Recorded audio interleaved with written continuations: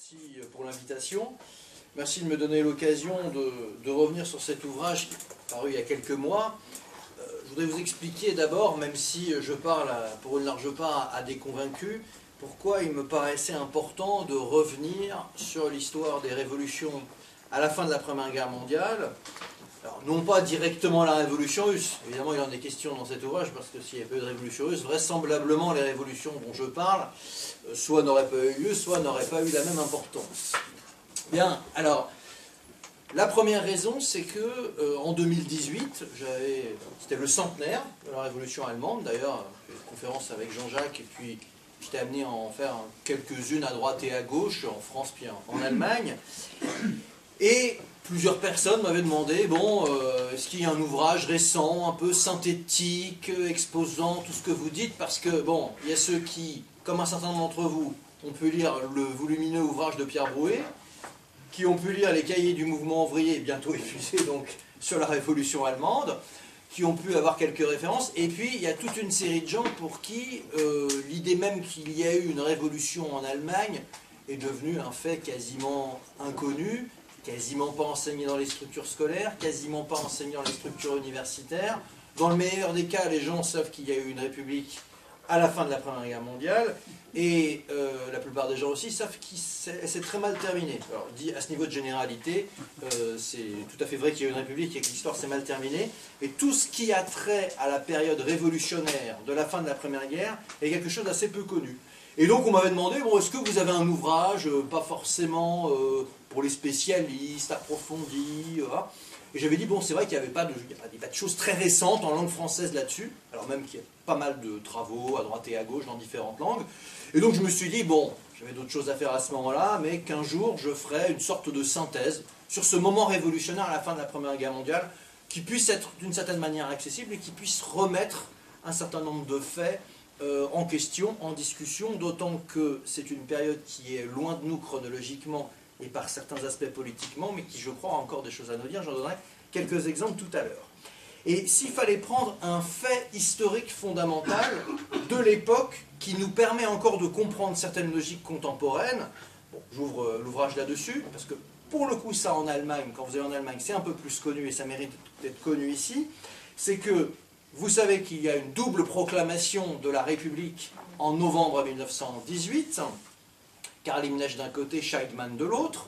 Vous savez évidemment qu'il y a l'armistice de Rotonde qui met fin à la Première Guerre mondiale, la défaite des empires centraux dont l'Allemagne.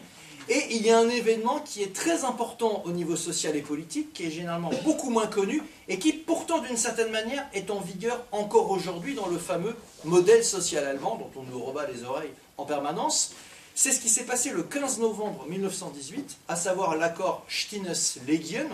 Et c'est intéressant parce qu'au moment du centenaire, donc en 2018, en Allemagne, il y a eu une petite boum organisée par les représentants des syndicats allemands et du patronat allemand pour célébrer spécifiquement cette date. Alors, si vous dites à des Français, les accords Stinnes-Legien, à moins d'être vraiment férus d'histoire, c'est quelque chose qui est tout à fait ignoré, mais en gros, c'est l'accord qui pose le principe entre guillemets, du modèle social allemand avec la coopération entre la direction des syndicats et la direction du patronat autour d'un certain nombre de choses.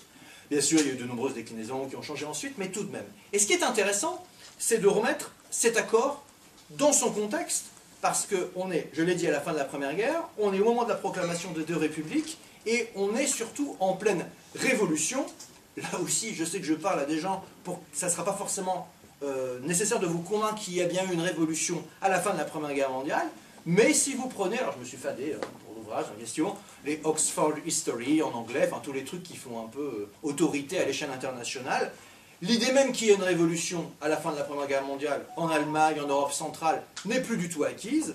L'idée que les conseils ouvriers, donc les Räte en allemand, aient joué un rôle important à ce moment donné-là et que les sociodémocrates les ont vidés de leur contenu est quelque chose qui n'est plus du tout nécessairement évident. Donc je suis parti de tous ces éléments-là, de tous ces faits-là, en essayant de les restituer le plus fidèlement possible et en essayant aussi d'apporter des éléments qui étaient peut-être un peu moins connus. J'en prendrai quelques exemples tout à l'heure.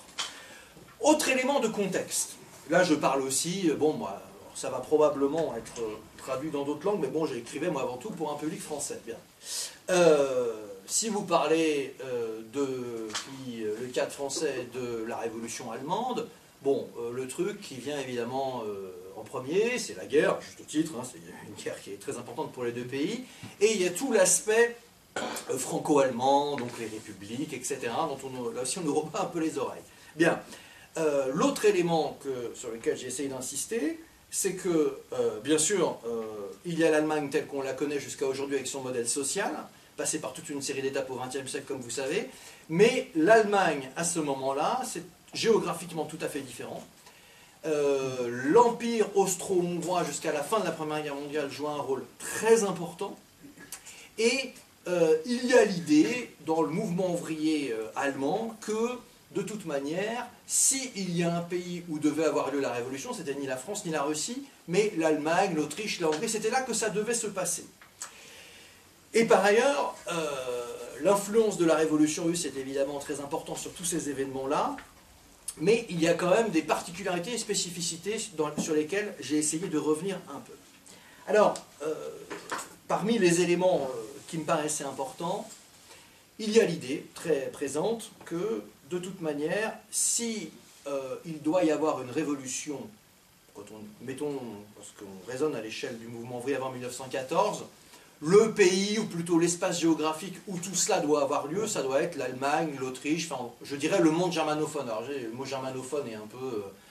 c'est connoté après, c'est comme si je vous parle de l'Anschluss, évidemment les gens vont penser à 1938, à juste titre Hitler, etc. Mais il y avait l'idée dans le mouvement ouvrier que, bon, la révolution bourgeoise et le cycle des révolutions, ça avait commencé en France au XVIIIe siècle, et c'est la France qui avait donné largement le là pendant un siècle, et que désormais, la langue du mouvement ouvrier, les pays où devait avoir lieu la révolution socialiste à venir, c'était dans l'Europe centrale, ce qu'on appelle la Mitteleuropa. Europa. Alors le terme est parfois un peu connoté, parce qu'il y a évidemment une connotation nationaliste, mais je trouve que ça a un sens, parce que, effectivement, si vous prenez même les premiers congrès de l'internationale communiste, la langue allemande, tout était quasiment traduit en allemand, c'était la langue internationale.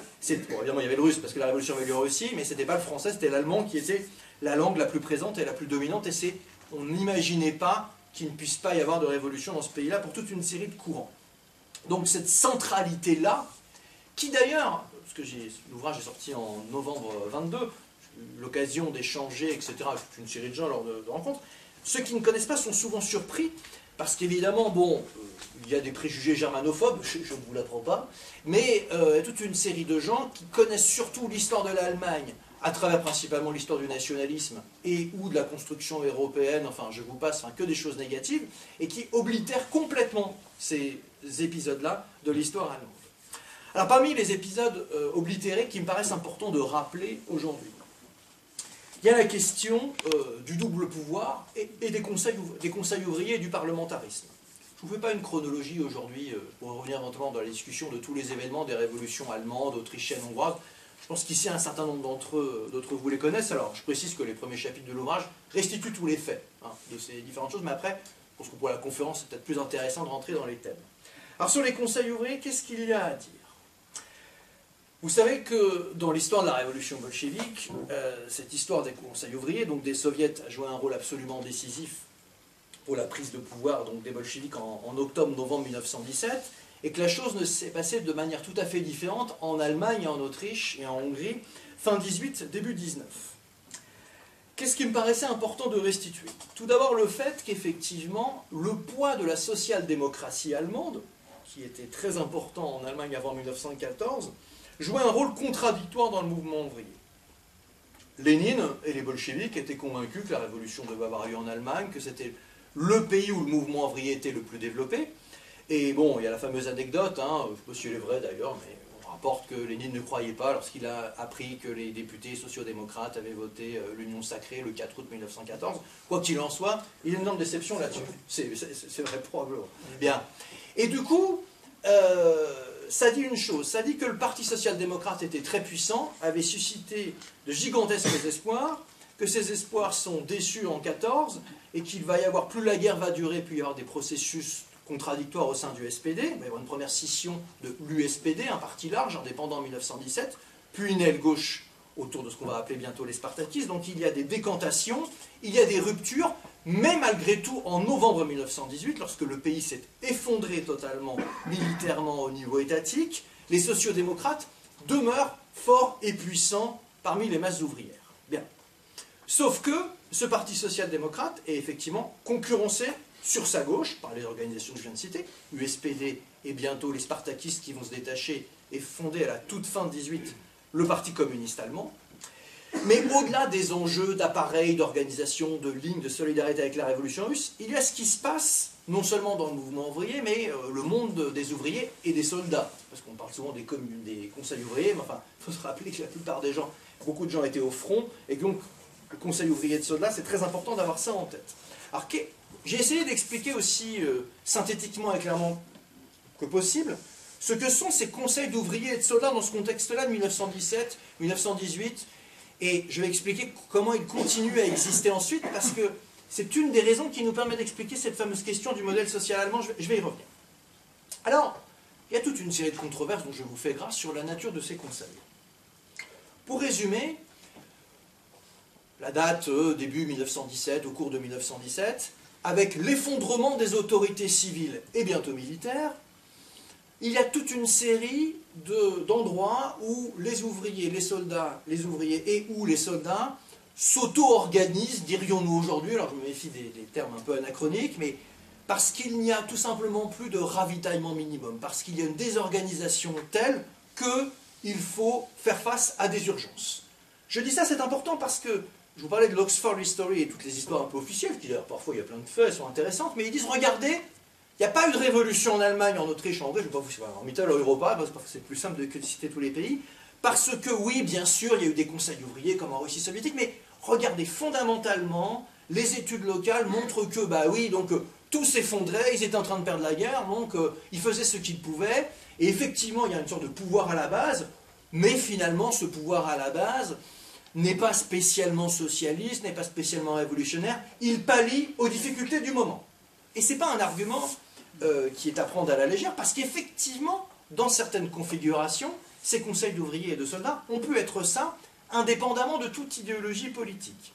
Bien sûr, cette version-là minimise totalement les courants politiques qui misent sur ces conseils ouvriers, aussi dépolitisés soient-ils dans un premier temps, pour qu'ils se politisent et atteignent un certain niveau de conscience, et puis il minimise, et là je vous fais grâce des lieux, mais toute une série d'expériences locales, alors en plus en Allemagne, en Autriche, il y a toute une série d'histoires très régionales, y compris liées à l'esprit, si je puis dire, des institutions de ces pays-là, mais qui montrent bien que dans certains endroits, au contraire, les minorités de gauche socialistes, des sociodémocrates, pour partie ceux qui vont devenir des communistes, etc. ensuite, eh bien, sont à la manœuvre et font en sorte que ces embryons de pouvoir ouvrier deviennent quelque chose d'autre.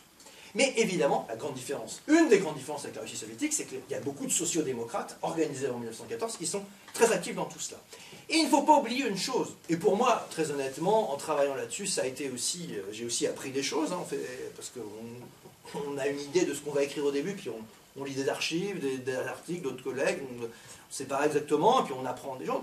Alors, vous découvrez aussi que beaucoup de ces conseils, pour partie, et c'est logique, si je puis dire, quand on connaît la suite de l'histoire, vous aviez des gens qui parfois étaient très actifs dans ces conseils, mais qui étaient des nationalistes, et qui parfois pouvaient faire des choses de ravitaillement élémentaire pour la population, parce que c'est des êtres humains et qui voulaient que leurs camarades de front mangent avec eux. Il y a un exemple qui est évidemment caricatural de cela, mais qu'il faut rappeler, parce que la personne en question ne le rappelle pas. Alors, vous avez peut-être suivi cette controverse qu'on va qualifier de semi-passionnante sur la réédition de Mein Kampf d'Hitler. Il y a quelques années, faut-il rééditer Mein Kampf ou pas, donc c'est pas le débat du jour, voilà, bref.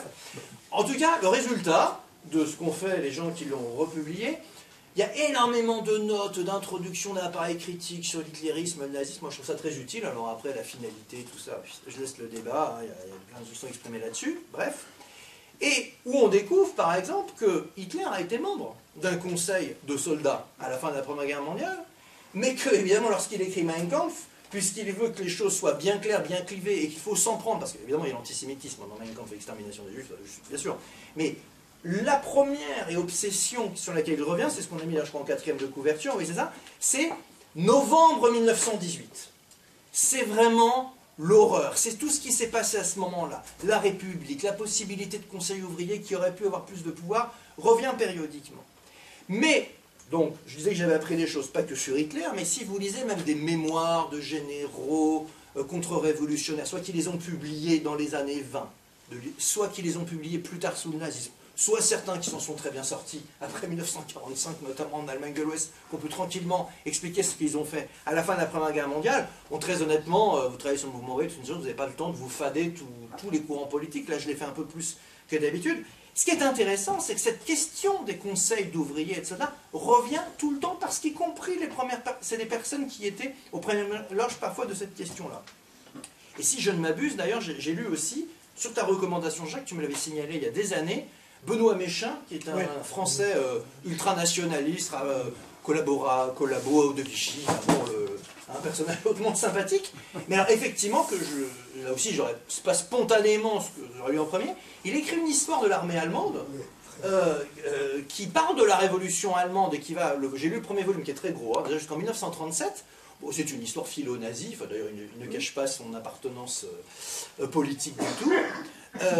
Et donc ce Jacques Benoît Méchain, qui a eu une carrière en plus, c'est amusant, je sais pas si c'est très drôle, mais de biographe d'Alexandre le Grand, de Cléopâtre, dans les années 1960-1970, alors que ça avait été un des plus mouillés dans la collaboration, mais c'était un germanophile, si j'ose dire, authentique, et qui donne une analyse politico-militaire de la situation en Allemagne à la fin de la Première Guerre mondiale, qui est assez intéressante parce que lui, finalement, ne nie pas la place et l'importance des conseils ouvriers, les questions militaires, les questions politiques. Évidemment, au bout du compte, il trouve tout cela tout à fait atroce, mais comme il connaît bien la situation, ça vous donne, si vous voulez, d'autres points de vue sur des questions qui nous préoccupent. Donc c'était aussi ça un des enjeux. Si vous voulez bien comprendre tout ça sur les conseils ouvriers, de restituer l'ensemble.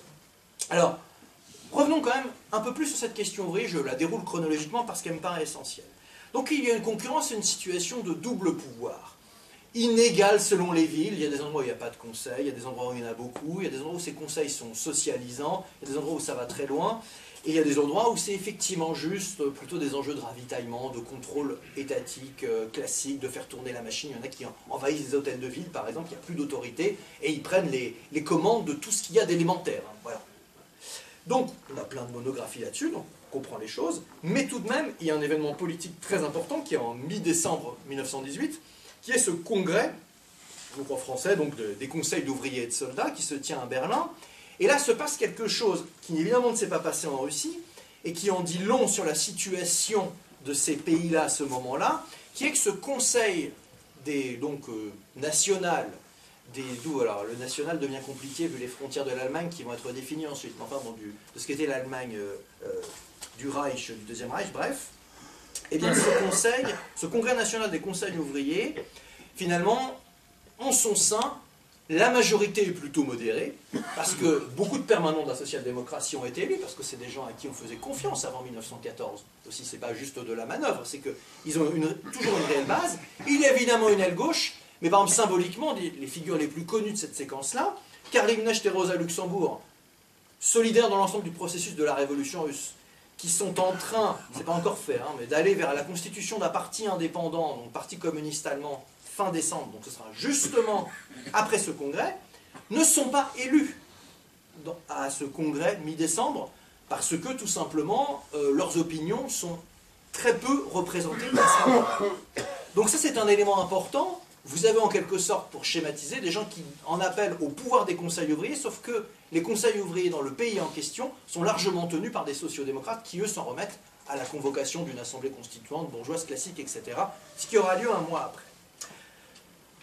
Ce qui se passe en décembre-janvier 1919 avec la radicalisation politique, l'élimination des spartakistes par les corps francs, avec l'approbation du gouvernement social-démocrate, je pense que ça fait partie des choses les plus connues. Vous serez évidemment rappelé dans le livre, mais voilà, je pense qu'ici vous connaissez cela. Je continue dérouler mon fil sur les conseils ouvriers. Alors, je bascule du côté autrichien brièvement. Ce que j'ai essayé de faire, c'est de... Parce que, encore une fois, si vous vous situez dans l'avant 14, vous partez... Le pari de la Révolution mondiale, c'est l'Allemagne, mais c'est l'Allemagne au sens... voilà, là où l'allemand est un peu la langue véhiculaire, l'Europe centrale, orientale, l'Autriche, tout ça, ça faisait partie du même ensemble. Hein. Il y avait ce vieux rêve, d'ailleurs, qu'avaient eu Marx et Engels et beaucoup de révolutions en 1848, d'une grande république allemande, hein, unifiée, qui aurait eu Berlin, Vienne, etc., bon, Prague, éventuellement, enfin, voilà, tout ça est très présent. Bien. Et en 1818-1919, vous avez l'idée de faire une sorte d'Allemagne soviétique qui serait un peu comme la Russie soviétique, multinationale, etc. En quelque sorte, une sorte d'URSS d'Europe centrale et orientale. On emploie parfois l'expression de Mittel à Europa rouge, l'idée que tout ce cadre-là devait se retrouver dans un même ensemble. Bien. D'où le fait qu'il faut s'intéresser à cet empire austro-hongrois. Alors en Autriche, la situation est intéressante parce que en Allemagne, vous allez avoir quand même un parti communiste allemand qui va être décapité dès sa fondation, mais qui va quand même se reconstituer ensuite et avoir une certaine force. Mais en Autriche, le parti communiste va être, en revanche, groupusculaire et le rester quasiment tout au long de son existence.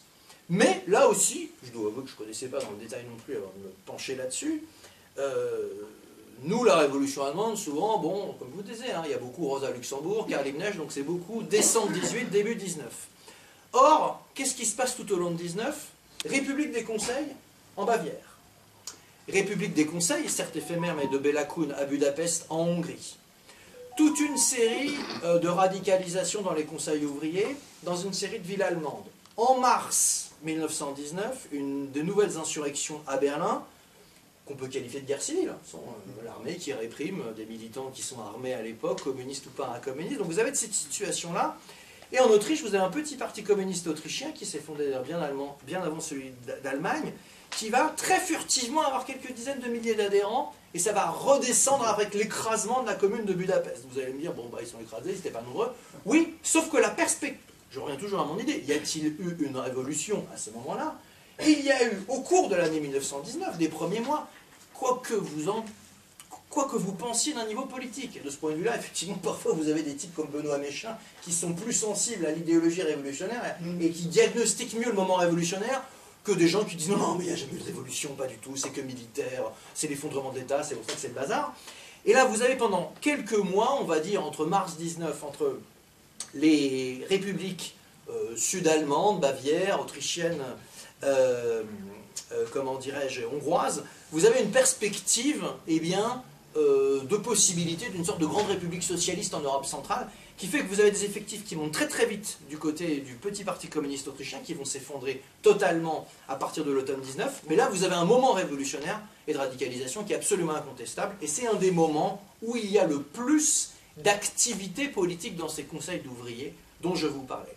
Donc ça me paraît être important à restituer, c'est pas si connu, c'est même, dans notre contexte français, plutôt totalement sous-estimé. Il y a une tradition révolutionnaire de ces pays-là qui s'est particulièrement exprimée au cours de l'année 1919.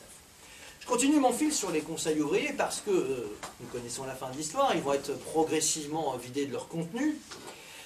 Mais là aussi, ce n'était pas quelque chose sur lequel j'étais spécialement si compétent que ça au départ, puis j'ai essayé de mieux comprendre parce que vous savez, dans le modèle social allemand, il y a ce qu'on appelle des Betriebsräte, etc., qui serait l'équivalent, même si ce n'est pas tout à fait la même chose, des comités d'entreprise, qui vont être formalisés plutôt après 1945.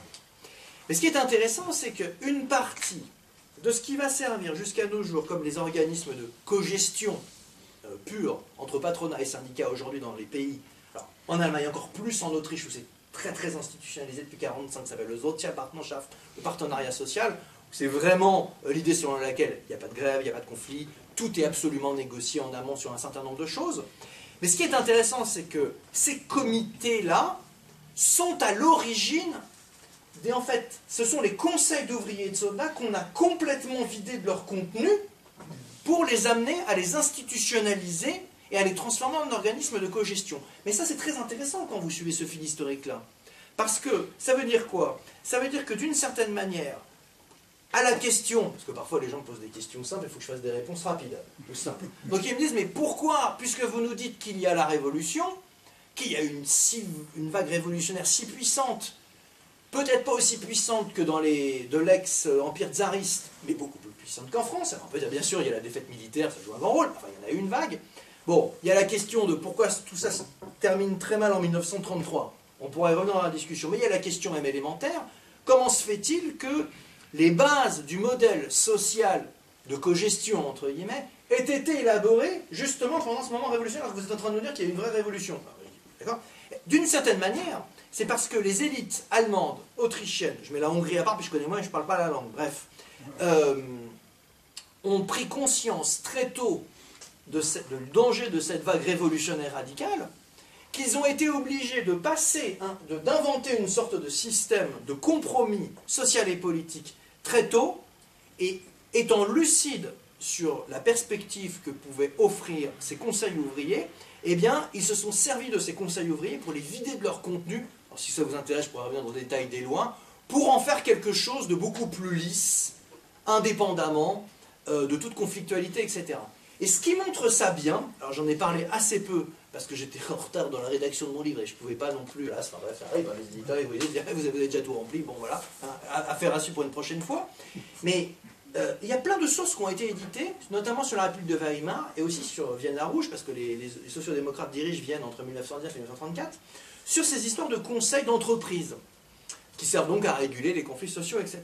Et ce qui est intéressant, c'est qu'une partie des communistes ou anciens communistes, parce qu'il y en a qui vont, qui viennent, etc., mais vont essayer, dans le cadre de ces conseils institutionnalisés, de les réactiver, d'en faire en quelque sorte des organes authentiques du mouvement ouvrier, et d'essayer de les, entre guillemets, de les gauchiser, d'en faire des organismes de pouvoir ouvrier. Ça ne va pas marcher, et ils vont être complètement laminés, évidemment, avec l'arrivée des nazis au pouvoir, mais le fait même qu'ils aient essayé de se réapproprier ça, montre l'origine révolutionnaire de tout cela. Alors, c'est pas toujours aussi clair, si vous voulez, mais lorsque vous plongez dans les sources et les acteurs, vous comprenez mieux ce qu'ils ont essayé de faire à cet égard. Et vous comprenez mieux l'obsession, bon, évidemment il y a Mein Kampf, Hitler, parce que c'est le texte le plus connu, donc on le cite. Cela dit, moi je n'avais pas lu Mein Kampf intégralement avant de faire ce livre. Je l'ai lu, non, mais avec l'appareil critique des collègues, c'est intéressant parce qu'ils expliquent bien les sous-entendus, les machins, parce que moi, bon, je ne sais pas me taper toute la littérature nazie non plus, hein, des limites humaines aussi, mais l'obsession qu'ont un certain nombre de dirigeants, pas que nazis d'ailleurs, il y a toute une série de franges de courants nationalistes en Allemagne, en Autriche à ce moment-là, hein, c'est de faire en sorte que novembre 1918 ne ressurgisse pas. Et évidemment, novembre 1918, c'est la République, c'est un certain nombre d'acquis sociaux, etc. Mais il y a cette peur panique que ces conseils ouvriers ressurgissent. Alors comme je ne veux pas être trop long et quand même évoquer quelques exemples encore significatifs, une autre chose qui me paraît assez importante sur ces histoires de conseils ouvriers, de contrôle ouvrier et de ce qu'elles impliquent, c'est que le moment où ils ont été, disons, les plus actifs, j'ai envie de dire les plus à gauche, si j'ose dire, c'est précisément le moment, alors j'ai fait là aussi dans le livre la chronologie précise, où il y a eu le plus de votes d'acquis sociaux, entre guillemets, en quelques mois qui n'étaient pas prévus initialement. Je m'explique, je vais citer l'année 1919 tout à l'heure. En Autriche, vous avez, à la fin de l'année 1919, c'est le pays d'Europe occidentale où il y a, proportionnellement à la taille de la population, donc l'Autriche est désormais petite à la fin de la guerre, hein, puisqu'elle était dépouillée de son ex-empire, c'est là où vous avez le parti ouvrier le plus gros au monde. En gros, dans les années 1920, vous avez un Autrichien sur 5 ou sur 6 qui est membre du Parti social-démocrate. À Vienne, dans certains quartiers, c'est une personne sur 2. C'est un parti assez féminisé, mais surtout pour l'époque, enfin, quand même peu par rapport aux époques ultérieures. Donc, c'est un parti extrêmement puissant, implanté et autres. Une des raisons qui explique cela, bon, il tient de la municipalité, donc il y a des enjeux d'appareil bureaucratique, bien sûr. Mais c'est qu'aussi le fait, c'est qu'il a un langage plus à gauche que la social-démocratie allemande. Alors, vous allez me dire, c'est ce qui aussi a permis de ne pas faire en sorte qu'un parti communiste émerge. Mais dans ces mois de 1919 dont je vous ai parlé tout à l'heure, vous avez le vote de la loi des 8 heures, bon, dans un certain nombre de pays européens, vous avez le vote sur les premiers congés payés en Autriche, vous avez le vote sur la loi sur les conseils, qui en partie donc les vident de leur contenu, les institutionnalisent, mais donnent quand même un certain pouvoir aux ouvriers qu'ils n'avaient pas avant, etc., etc. Bref, au moment le plus révolutionnaire de cette situation-là, vous avez le vote d'un certain nombre de lois sociales. Alors, bien sûr, ces lois sociales servent aussi à endormir en partie le mouvement ouvrier. Il y a une dialectique qui est bien à comprendre à ce moment-là. Mais tout de même, puisque je dis ça parce que souvent, quand vous discutez aussi avec des gens, mais c'est bien normal, hein, ils vous sortent toujours l'exemple du Front populaire, dont on pourrait discuter d'ailleurs, le nombre de lois qui a été voté, c'était pas prévu dans le programme du Front populaire, et c'est le mouvement ouvrier, les grèves, etc. Oui, bien sûr, ça c'est en 1936, vous savez tous, je pense ici. Mais vous avez un processus, d'une certaine manière, plus radical, qui va beaucoup plus loin pendant quelques mois en 1919. Et donc vous allez me dire, mais comment ça se fait que tout ça se soit aussi mal terminé, qu'au bout du compte, non seulement il y a les nazis, puis après il y a le modèle social, etc. Bon, Tout ça, encore une fois, mérite explication. Mais moi, j'ai tendance à dire que pourquoi les courants nationalistes ont été aussi forts, puissants, etc., c'est parce que leur rhétorique aussi visait à démanteler tout ce qui avait été fait pendant ces mois de 18 et 19, qui était assez extraordinaire pour l'époque. Il faut voir qu'en quelques mois, les ouvriers allemands et autrichiens, certes dans un contexte qui est celui terrible de la fin de la guerre, certes qui est dans un contexte de quasi-guerre civile lors de certains mois de ces années-là, mais ils obtiennent satisfaction sur un certain nombre de revendications, qui correspondent en gros aux revendications du Parti social-démocrate du programme d'Erfurt de 1891, bien sûr. Bien sûr en écrasant les perspectives révolutionnaires d'un côté, mais de l'autre, vous avez un certain nombre d'acquis. Donc c'est un moment qui, me semble-t-il, est très important à restituer, etc. Et encore une fois, pour m'être cogné pas mal de mémoires, et de mémoires souvent écrites dans les années 20, donc avant qu'ils prennent le pouvoir, de nationalistes divers, de gens qui ont des responsabilités écrasantes, c'est le cas de le dire, dans l'écrasement des mouvements ouvriers, des conseils et autres, il y a la peur panique que tout cela ressurgisse à un moment ou à un autre. Et, puisque, vous allez me dire, je fais les questions et les réponses, c'est pas drôle, mais je vais bientôt arrêter de me taire de toute manière, c'est souvent, on a du mal à comprendre comment des partis ouvriers, bon, malgré, on peut dire, c'est de la faute des directions, et c'est en partie, effectivement, faute de la direction des sociodémocrates, des communistes, etc., comment se fait-il que tout ça se soit démantelé et été écrasé très vite? Il faut toujours rappeler une chose, en 33-34, je mets 34 avec parce que les Autrichiens, le processus est un peu plus long, c'est que les premières victimes, ce qui évidemment ne minimise pas du tout les victimes ultérieures, et les premières victimes des courants nationalistes au pouvoir, donc nazis en Allemagne et austrofascistes en Autriche, en 33-34, ont été d'abord les dirigeants, puis les cadres, on va dire, intermédiaires, du mouvement ouvrier de toute tendance, des sociodémocrates jusqu'aux divers courants, comment dirais-je, communistes, puis il y avait encore des petits groupes de type conseilliste qui s'étaient maintenus, et ceux qui ont été déportés, arrêtés, on a cassé toutes ces organisations très vite en un nombre de semaines, si je puis dire, record. C'est parce que la plupart des gens qui ont mené ces opérations d'arrestation et puis d'exécution politique sont des gens qui avaient vécu les mêmes événements que les révolutionnaires en 18-19 et qui voulaient s'en débarrasser le plus vite possible, y compris même les éléments qui étaient les plus modérés sur lesquels ils s'étaient appuyés, par exemple pour écraser les spartakistes. Donc ça, c'est pour ça qu'on cherche à comprendre cette séquence de 18 à 33, parce que vous avez des gens aussi qui m'ont dit, mais pourquoi vous mettez nazisme dans le titre, vous ne parlez pas des nazis. C'est pas vrai, parce qu'en 18-19, justement, si vous voulez faire une histoire de Rosa Luxembourg et Karl Liebknecht, qui sont les gens qui ont le plus de pour lesquels on aurait le plus de sympathie dans cette période, mais si vous voulez les comprendre, eux, et pourquoi leurs successeurs se sont fait écraser, il y a d'autres raisons, j'ai choisi quelques-unes pour en venir en discussion sur d'autres, c'est parce qu'encore une fois, ils ont vécu la même histoire et qu'ils avaient une peur panique et une obsession, et ils voulaient écraser absolument tout ça le plus rapidement possible à la première occasion venue. Et encore une fois, ce n'est pas qu'une question de loi sociale, d'acquis sociaux, de république, ce que vous voulez. Cette expérience des conseils ouvriers et des soldats a été centrale. Voilà. À ce propos, et je m'achemine vers mes derniers points, il y a une des discussions importantes, j'ai prononcé le mot une seule fois jusqu'à présent, qui est la question du conseillisme, justement. Qui n'est pas uniquement les conseils ouvriers, parce que je vous dis qu'Hitler était dans un conseil. Donc le conseillisme n'est évidemment pas réductible à ça, loin de là. Alors, si je me souviens, c'était dans cette scène, on avait une discussion avec Bourrinet sur 18-23. Alors, j'ai pas choisi de parler de 23, alors on est en 23, donc on pourra parler de 23 si vous voulez, mais c'est un show délibéré pour l'introduction, il y en a question dans le livre. On avait une discussion sur, ces conseils ouvriers, qui a liquidé la politique du KPD, donc c'était une conférence un peu plus centrée sur les problématiques du PC allemand. Mais je dois dire que, alors, j'avais déjà lu un peu Bourrinet à ce moment-là. Bon, depuis, j'ai à peu près tout lu ce qu'il a fait. Alors, vous voyez qui c'est, Bourrinet, c'est quelqu'un qui est un spécialiste du conseillisme, plutôt en Allemagne, mais il a aussi travaillé sur les conseillistes néerlandais. Enfin, il a travaillé sur ceux que Lénine critiquait comme les gauchistes. Hein. Vous savez, la maladie infantile du communisme, le gauchisme de Lénine, s'est dirigé contre les gauches germano-hollandaises, c'est-à-dire ceux qui misaient sur les conseils ouvriers comme une alternative à partis, syndicats, parlement, enfin, tout le pouvoir devrait venir de là. Voilà. Alors, moi, si vous voulez, j'ai jamais trouvé particulièrement que ces conseillistes étaient très pertinents, ni dans le contexte, ni pour la suite, mais ça c'est une opinion personnelle. Mais il faut reconnaître une chose dans le contexte.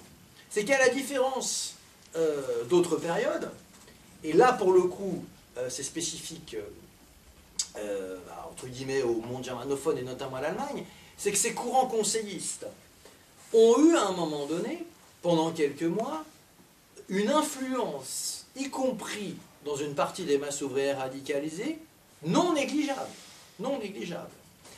Et ces courants conseillistes ont, bon, dont un des emblèmes, alors c'est pas le seul parce qu'ils ont eu toute une période de scission, recomposition, mais il y a eu un KAPD, un parti communiste des travailleurs allemands, qui a regroupé, alors les effectifs sont controversés, je donne les différentes estimations dans le livre, et quand même des milliers, et quelques petites dizaines de milliers, disons tout au plus, notamment très jeunes, notamment les ouvriers les moins qualifiés, donc c'était un peu l'opposition avec les bons sociodémocrates, etc., les cadres syndicaux.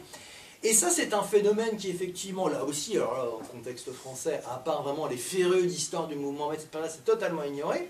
C'est pas totalement négligeable, et les camarades et collègues allemands, qui ont fait des études très précises sur ces courants, et Bourrinet en est un des introducteurs, qui montrent bien qu'effectivement, ces courants-là, qui étaient très antinationaux, antinationalistes, anti-partis, ils étaient un peu anti-tout, mais vous avez des congrès, ils se tiennent en congrès, ils discutent d'un certain nombre de choses, ils ont même été au départ interpellé par l'international communiste. Otto Rühle était en Russie soviétique, les voir. Alors Otto Rühle s'est fait virer par les conseillers, il s'est fâché avec tout le monde, c'est un esprit assez intelligent, mais manifestement pas un très bon politique, mais qu'importe. Mais ça existait. Et ça aussi, c'est une dimension qui me paraissait importante, parce que, encore une fois, mon point de départ, vous l'aurez compris, c'était une des particularités de ce moment historique, c'est cette question de la radicalité, des conseils ouvriers, de la démocratie ouvrière, etc., qui est vraiment très présente. Et c'est vrai que ces conseillistes-là, c'est pas des tout petits groupes totalement négligeables de trois intellectuels qui disent aux ouvriers ce qu'ils doivent faire. Non, pas du tout. Ça correspond à la radicalisation des masses pendant cette période-là, et si vous voulez, c'est l'aile gauche du mouvement révolutionnaire. Et le fait que cette aile gauche-là ait eu pendant quelque temps une telle importance est un élément à mettre au débat, mais qui montre à mon avis qu'on était véritablement dans une situation révolutionnaire au cours de cette période-là. Alors peut-être pour terminer, puisque j'ai parlé de situation révolutionnaire pendant ces années-là, se pose la question, là aussi, on m'a reproché, mais c'est bien d'avoir des reproches, parce que moi ça montre que les gens doivent regarder ce que vous avez écrit, parce que sinon vous ne ferez pas de reproches. Et ensuite parce que, bon, évidemment, il y a des questions qui se posent, bon, révolution par révolution, bon, ça intéresse un certain nombre de gens, bref. Bon, bah si une révolution a commencé, disons, en 17-18, et qu'il y a eu ces moments forts, dont je vous ai parlé, des conseils, l'année 19, quand est-ce que ça se termine et quand est-ce qu'on peut diagnostiquer la fin du mouvement révolutionnaire? Alors évidemment, il y a plusieurs discussions qu'on pourrait avoir. En Allemagne, on peut dire qu'on peut aller jusqu'à l'octobre allemand de 1923, bien sûr, parce qu'il y a une tentative de prise de pouvoir malheureuse par le Parti communiste allemand, bon, qui est lié à un certain nombre de facteurs international communiste, la révolution russe, bon, c'est un élément évidemment important. Mais il y a l'élément de prendre en compte conseil ouvrier, activité de part et d'autre, et puis situation intérieure de l'Allemagne. Bon, il me semble, moi, que jusqu'en 21, une tentative de prise de pouvoir aussi en mars 21, jusqu'en 22, vous avez une situation qui s'apparente à effectivement une situation révolutionnaire où les institutions de la nouvelle République de Weimar sont tellement faibles et tellement mal installées qu'effectivement, il y a d'autres possibles quant à la prise du pouvoir, etc. etc. Il me semble qu'à partir du moment où il y a la signature du traité diplomatique entre la jeune Russie soviétique et la jeune République de Weimar de Rapallo, eh bien, c'est une étape, c'est pas que pour des raisons diplomatiques, mais ça signe une forme de stabilisation, même avant l'année 23, donc c'est quand on 22 Rapallo, qui montre que là, on a peut-être, disons, 4 années révolutionnaires, mais qu'après, on rentre dans une autre séquence. C'est un élément dont on se discute. Alors, ce qui est intéressant sur la fin du processus révolutionnaire, c'est de prendre les autres pays. Bon, dans le cas de la Hongrie, si j'ose dire, révolution et contre-révolution sont très clairs, puisque l'écrasement total de la Hongrie par l'amiral Horthy, qui est d'ailleurs très bien vu en Hongrie aujourd'hui. Il y a beaucoup de biographies, paraît-il, qui paraissent à Budapest, avec plus ou moins d'ailleurs ces histoires d'amour, des choses passionnantes, et qui a été, je rappelle, l'amiral Horthy a été le premier homme politique de l'histoire européenne à avoir fait officiellement une législation antisémite en 1920, bien avant les nazis.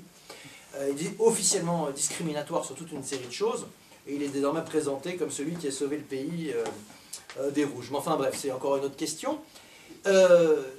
cas de l'Autriche, c'est pas inintéressant parce qu'il n'y a pas de parti communiste, ou alors il est très marginalisé après 19, y compris parce que la proximité avec la Hongrie, la contre-révolution fait que c'est pas facile pour eux. Mais il y a aussi le fait que les conseils ouvriers, alors c'est pareil, j'ai eu des études locales, bon, plus ou moins intéressantes, mais qui montrent que ces conseils ouvriers sont davantage en activité et il y a plus de contradictions qu'en Allemagne, jusqu'en 1924, parce que le pays est un peu plus périphérique que l'Allemagne, aussi moins surveillé d'une certaine manière par les Alliés, et qu'il y a une vivacité un peu plus grande. C'est pas inintéressant à rappeler, parce que ça permet d'expliquer pourquoi, je disais tout à l'heure, dans les années 20, on va chercher, chez certains militants, à réactiver ces conseils ouvriers tout au long des années 20. Alors bien sûr, parmi les éléments qu'il faudrait évoquer, mais je me doute qu'ici, ça fait partie des choses que vous connaissez aussi bien, qui est la stalinisation internationale communiste et des partis qui correspondent. Alors en Autriche, ça joue un rôle relativement secondaire, parce que le parti communiste est tout petit, des milieux des années 20, donc c'est plutôt du côté des sociodémocrates et des tendances social-démocrates qui s'y expriment que ça se joue. Mais effectivement, dans le cas du KPD, bon là aussi c'est controversé, mais entre mars 21 et octobre 23, évidemment, il y a la question internationale communiste, et ensuite il y a la question de la mise au pas totale du KPD qui va l'affecter profondément. Je peut discuter évidemment des politiques des uns et des autres à partir de la fin des années 20, c'était pas directement mon propos aujourd'hui, c'est pas là-dessus que je voulais insister davantage. Alors, non pas que, parce que ça aussi, ouais, mais pourquoi vous insistez pas davantage sur la fin de la période? Parce que, bon, il n'y a pas que des questions de place, c'est parce que je pense, encore une fois, et je m'arrêterai là-dessus, que les partis ouvriers, évidemment, s'ils avaient été unis face au nazisme, etc., l'histoire aurait été peut-être différente à un moment donné, certes.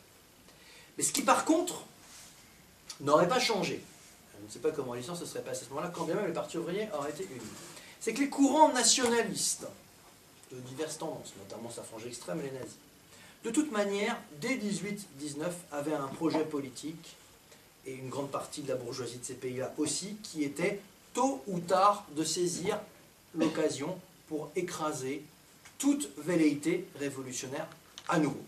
Donc bien sûr qu'il y a les responsabilités des directions à un moment donné à tel ou tel épisode de l'histoire de ces pays-là. Je ne dis absolument pas le contraire, mais est-ce que cela aurait suffi, compte tenu de tout ce que j'ai dit sur 18, 19, 20, etc., du côté des courants nationalistes? Je n'en suis pas certain, mais c'est une question qu'on peut largement reprendre. Voilà en gros ce que je voulais vous présenter dans le temps imparti. Il y a d'autres éléments importants qui auraient pu être évoqués. J'en dis juste un ou deux parce que ça compte beaucoup pour les acteurs de l'époque. Je vous ai beaucoup parlé de nation et nationalisme. Le nationalisme allemand à l'époque, vous savez, bon, nous on connaît Roton, 1919, le traité de Versailles, etc. Les nationalistes allemands, justement jusqu'en 21-22, sont convaincus, parce qu'évidemment il y a la guerre, il y a les bolcheviks qui arrivent aux portes de Varsovie, qu'il faut prendre les armes pour aller reconquérir ce qu'ils appellent tendrement Baltikum. Le camarade Rosenberg, le principal idéologue, un peu confondre avec l'historien du bolchevisme, le principal idéologue nazi, est quelqu'un qui vient des pays baltes et qui considère que ça appartient à l'Allemagne. Et donc quand la guerre est finie, enfin la guerre est perdue face aux Alliés, vous avez les soldats allemands qui continuent à aller dans la mer Baltique parce qu'ils veulent au moins garder ça et imposer aux Alliés ça, disant non, ça vous nous le laissez quand même, c'est à nous Baltikum, bien sûr. Ça va de soi pour la propagande allemande, mais de manière, et je pense que dans la population, c'était largement partagé. Alors, ces enjeux de territoire ne sont pas négligeables parce que, évidemment, ça reste très important. Et la dernière chose, alors ça c'était parce que c'est très à la mode, mais parfois il y a des modes qui ne sont pas toujours forcément idiotes, il y a beaucoup en ce moment d'histoire coloniale, dans le contexte français, parce que bon, dans le contexte allemand, il ne faut pas oublier que l'Allemagne était une grande puissance coloniale. Alors, moins bien, si j'ose dire, que la France et la Grande-Bretagne. Mais Bismarck, je reviens un peu en arrière, avait fait de son projet politique pour la grande Allemagne impériale d'avoir des territoires en Afrique. Si vous vouliez être une grande puissance impérialiste sérieuse, si vous vouliez concurrencer l'impérialisme anglais et français, vous deviez avoir évidemment des territoires en Afrique. C'est très important aussi dans le contexte, ça aussi j'avais sous-estimé. Le traité de Versailles met fin à ça. Vous savez que par exemple le Cameroun, le Togo, tout ce qui appartenait à l'Allemagne, est passé côté France. Ils sont répartis les territoires.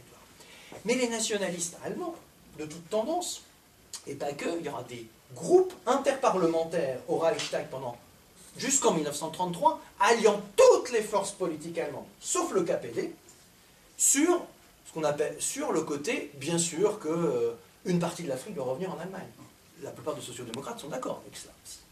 Et donc ce souvenir de la perte des territoires allemands, mais pas que la Baltique, mais aussi l'Afrique, et je pourrais en prendre d'autres, hein, mais a joué aussi parce qu'il y avait l'idée selon laquelle tout ça, tôt ou tard, doit être récupéré, et là je pourrais vous en parler longuement, mais j'ai dit que je m'arrêtais de parler, donc c'est pas le moment d'en parler longuement, c'est que ça remonte à des débats de la fin du 19e, vous m'envoyez, sur colonialisme, pas colonialisme, colonisation positive ou pas, etc.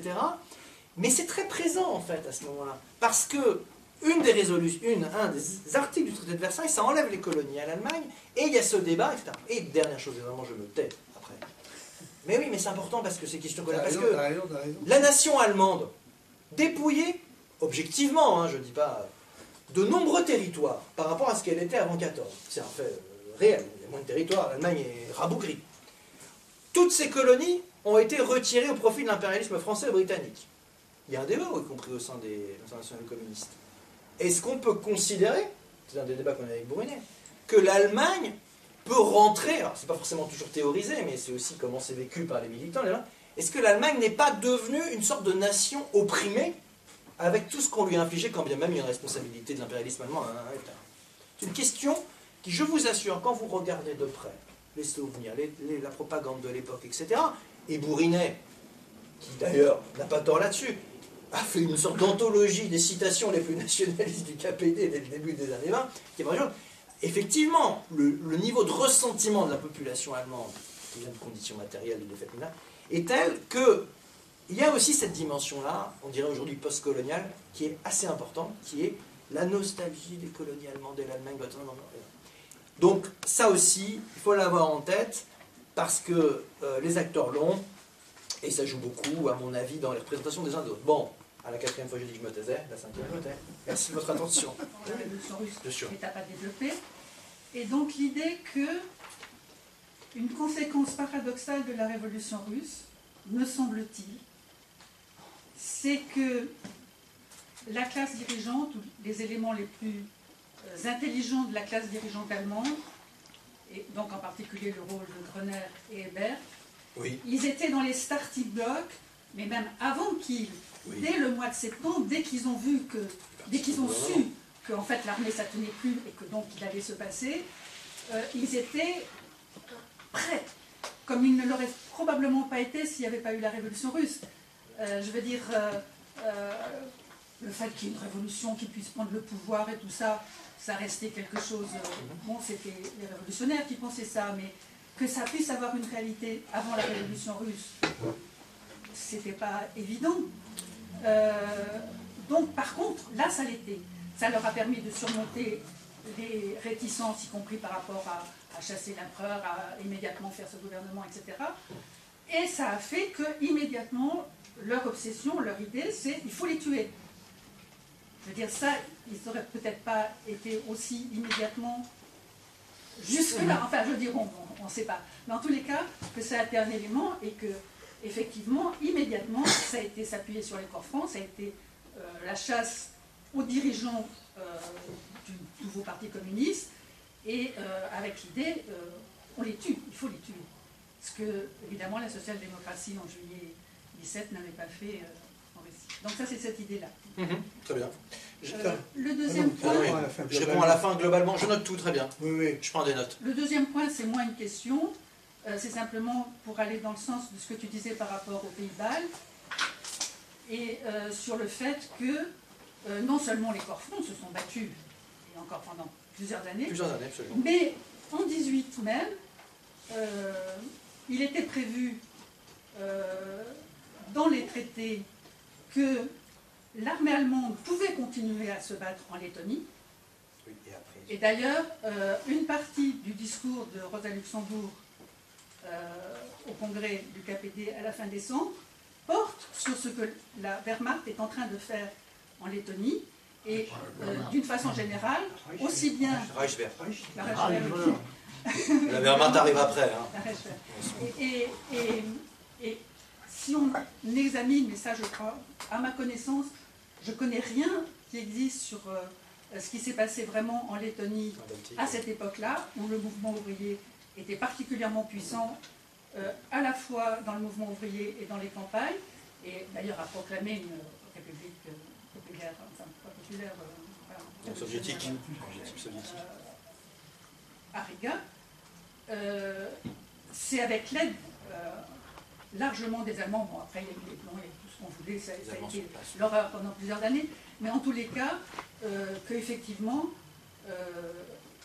les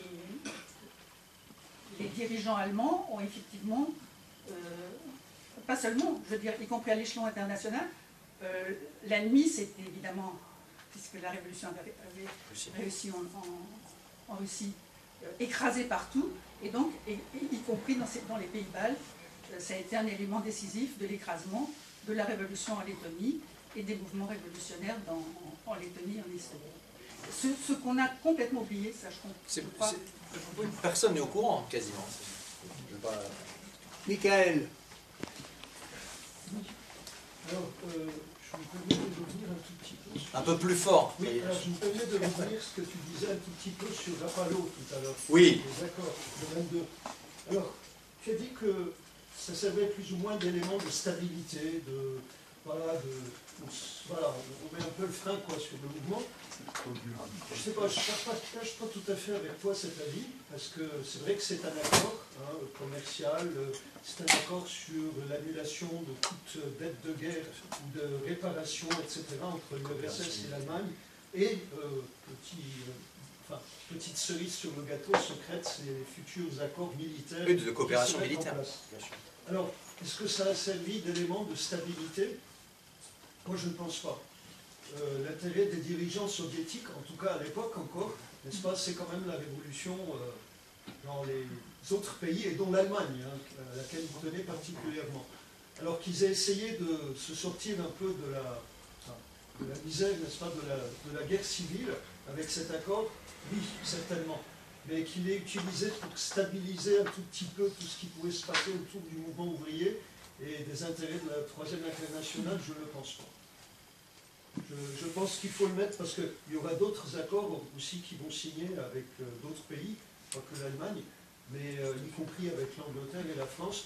Donc tout ça, ce n'est, ce que, n'est-ce pas, nous avons souvent vu le mot répit. Ça donne un petit répit, n'est-ce pas, aux difficultés, n'est-ce pas, que rencontre donc la République soviétique à la fin de la guerre civile. Voilà. Donc c'était surtout sur ce point-là. D'accord. Ok, Patrick. Oui, alors plusieurs questions. D'abord sur la question de la maturité des conditions de la révolution. Bon, alors l'Allemagne, on comprend bien, puisque c'est le pays le plus industrialisé, donc là ça correspond tout à fait à la doctrine marxiste. Mais alors, qu'en est-il en revanche parce que tu parlais de l'espace germanophone en général, qu'en est-il pour l'Autriche en fait? Parce que Vienne c'est une grande ville industrielle, mais tout autour, si j'ai bien compris, l'Autriche durant l'entre-deux-guerres, il y a Vienne-la-Rouge, et puis tout autour, les campagnes sont ultra conservatrices. Donc là, il n'y a pas une majorité ouvrière dans l'ensemble du pays. Et dans le cas de Budapest, il me semble que c'est aussi le cas, quoi. En dehors de Budapest, le pays, je crois, enfin justement, je ne sais pas trop, il me semble, est très peu industrialisé. En Autriche-Hongrie, ce qui était industrialisé, c'était notamment la Bohème-Moravie, mais bon, là, ça devient la République, enfin, c'est la Tchécoslovaquie. Donc ma première question serait là-dessus. D'où vient cette croyance que l'Autriche, enfin, donc apparemment le Parti social-démocrate autrichien aussi, avait cette idée-là que la révolution devait avoir lieu aussi en Autriche. Deuxième question, c'est sur les conseillistes après, la littérature conseilliste, elle est quand même assez importante, enfin, d'un point de vue théorique, mais justement j'ai l'impression, alors ça serait pour avoir ton avis, j'ai l'impression qu'elle est assez déconnectée des réalités historiques, qu'il y a un peu comme un mythe des conseils qui se crée. Alors qu'en est-il? Je ne sais pas, je n'ai pas vraiment lu sur... c'est Panécouk, je crois, qui a écrit un livre sur les conseils ouvriers. Tout à fait, qui est passé alors par dans ce l'Allemagne, bouquin, est-ce qu'il y a du concret ou est-ce que c'est une pure théorie où on oppose les conseils aux partis, etc., par anti-léninisme? Je signale quand même que Castoriadis, alors il ne s'appuie pas du tout sur les aspects vraiment historiques de la période 18-19, mais quand au milieu des années 50, il publie un texte qui s'appelle « Le contenu du socialisme », et en fait, ça décrit comment une société socialiste pourrait fonctionner, comment l'économie pourrait fonctionner, à partir de conseils. Et il essaye de voir assez concrètement comment, effectivement, les conseils pourraient diffuser l'information économique, pour que la population soit au courant des enjeux de la planification, des choix à faire, notamment l'investissement, qu'est-ce qu'on fait, on sacrifie, enfin, voilà, le choix entre le présent, l'avenir. Donc il y a presque là un modèle de société socialiste. Ça fait plutôt penser d'ailleurs aux socialistes utopiques, puisqu'il essaye de décrire un peu la société de l'avenir. Mais effectivement, apparemment, là, ce texte-là, en revanche, je le connais, contrairement à Pannekoek. Et là, il n'y a pas de référence précise et concrète à ce qui s'est passé en 18-19. Et enfin, dernier point, là je suis un peu surpris sur ce que tu as dit sur la nostalgie coloniale, parce que quand on lit un certain nombre d'historiens du nazisme, enfin je pense par exemple à Chapoutot, il insiste énormément sur le fait qu'effectivement c'est un projet colonial, mais le projet colonial, il est vraiment, c'est le Lebensraum, et donc les Slaves, il y a le modèle, il explique qu'effectivement les nazis admirent beaucoup l'Empire britannique, ils admirent aussi le sud des États-Unis sur la ségrégation, ça leur plaît beaucoup. Ouais, bien sûr. Mais d'après très international comme vision. Ah oui, ils sont très au courant de ce qui se sont informés. Je crois que c'est Rosenberg, il admire beaucoup le Ku Klux Klan, oui, tout à fait. C'est un personnage étroit. Ça lui plaît beaucoup. Mais d'après ce que dit Chapoutot, ce que j'avais compris, c'est que là, les gens qu'il va falloir justement ségréguer, exploiter, etc., ce sont les Slaves, mais il n'y avait pas de visée sur les Africains, d'autant plus que Hitler avait quand même l'idée d'avoir de très bonnes relations avec les Britanniques, parce que justement dans la doctrine raciale, il y avait l'idée que les anglo-saxons ce sont des germains, et donc j'avais cru comprendre qu'il y avait plutôt cette volonté de on laissera aux Britanniques la domination sur les mers et sur l'empire colonial en Afrique, en Asie, et puis nous, on colonisera jusqu'à l'Oural.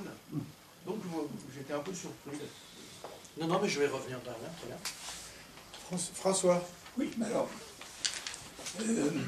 premièrement, pour qu'il accorde un peu de valeur, disons, symbolique aux anniversaires, ça me paraît bien tombé de discuter de certaines des pages plus glorieuses du mouvement ouvrier allemand,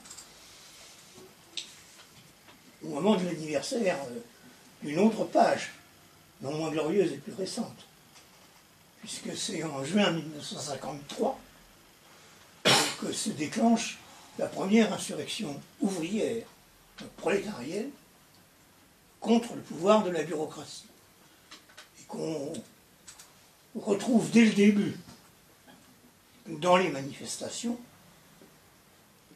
le lien avec tout ce qui a été emmagasiné, disons, dans l'histoire du mouvement ouvrier allemand, et à partir de l'existence de la social-démocratie d'avant 14, y compris les chants qui sont chantés par les manifestants ce jour-là, c'est les vieux chants de la social-démocratie allemande. Si j'insiste sur cet aspect, c'est parce que on peut dire que toute une partie de l'histoire contemporaine n'est compréhensible qu'à partir de ce qui s'est passé en Allemagne à ce moment-là. Que des choses qui pouvaient paraître des formules brillantes, comme par exemple celle de Trotsky sur la classe ouvrière allemande se relèvera le Parti communiste allemand, jamais, prennent tout leur sens dans le caractère concret même du combat des travailleurs allemands. Et donc moi ce qui me paraît très important dans le livre de Jean Numa, c'est que précisément ce contenu il soit restitué. Ça ne veut pas dire, et d'ailleurs, on a prétendu que ce livre réponde d'un coup et en quelques pages à toutes les questions qu'on peut se poser, Mais à mon avis, il a davantage ramené à ses proportions réelles la prétendue, en grande partie prétendue, opposition entre le mouvement vers les conseils et la nécessité d'un parti. Parce que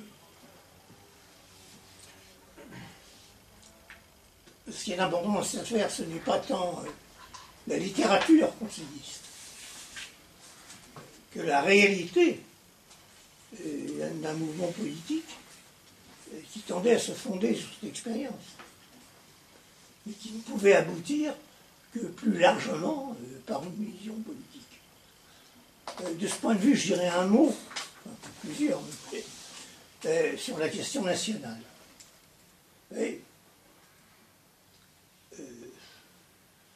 L'état de l'Allemagne, au lendemain du traité de Versailles, permet de se poser la question, était-ce un pays opprimé?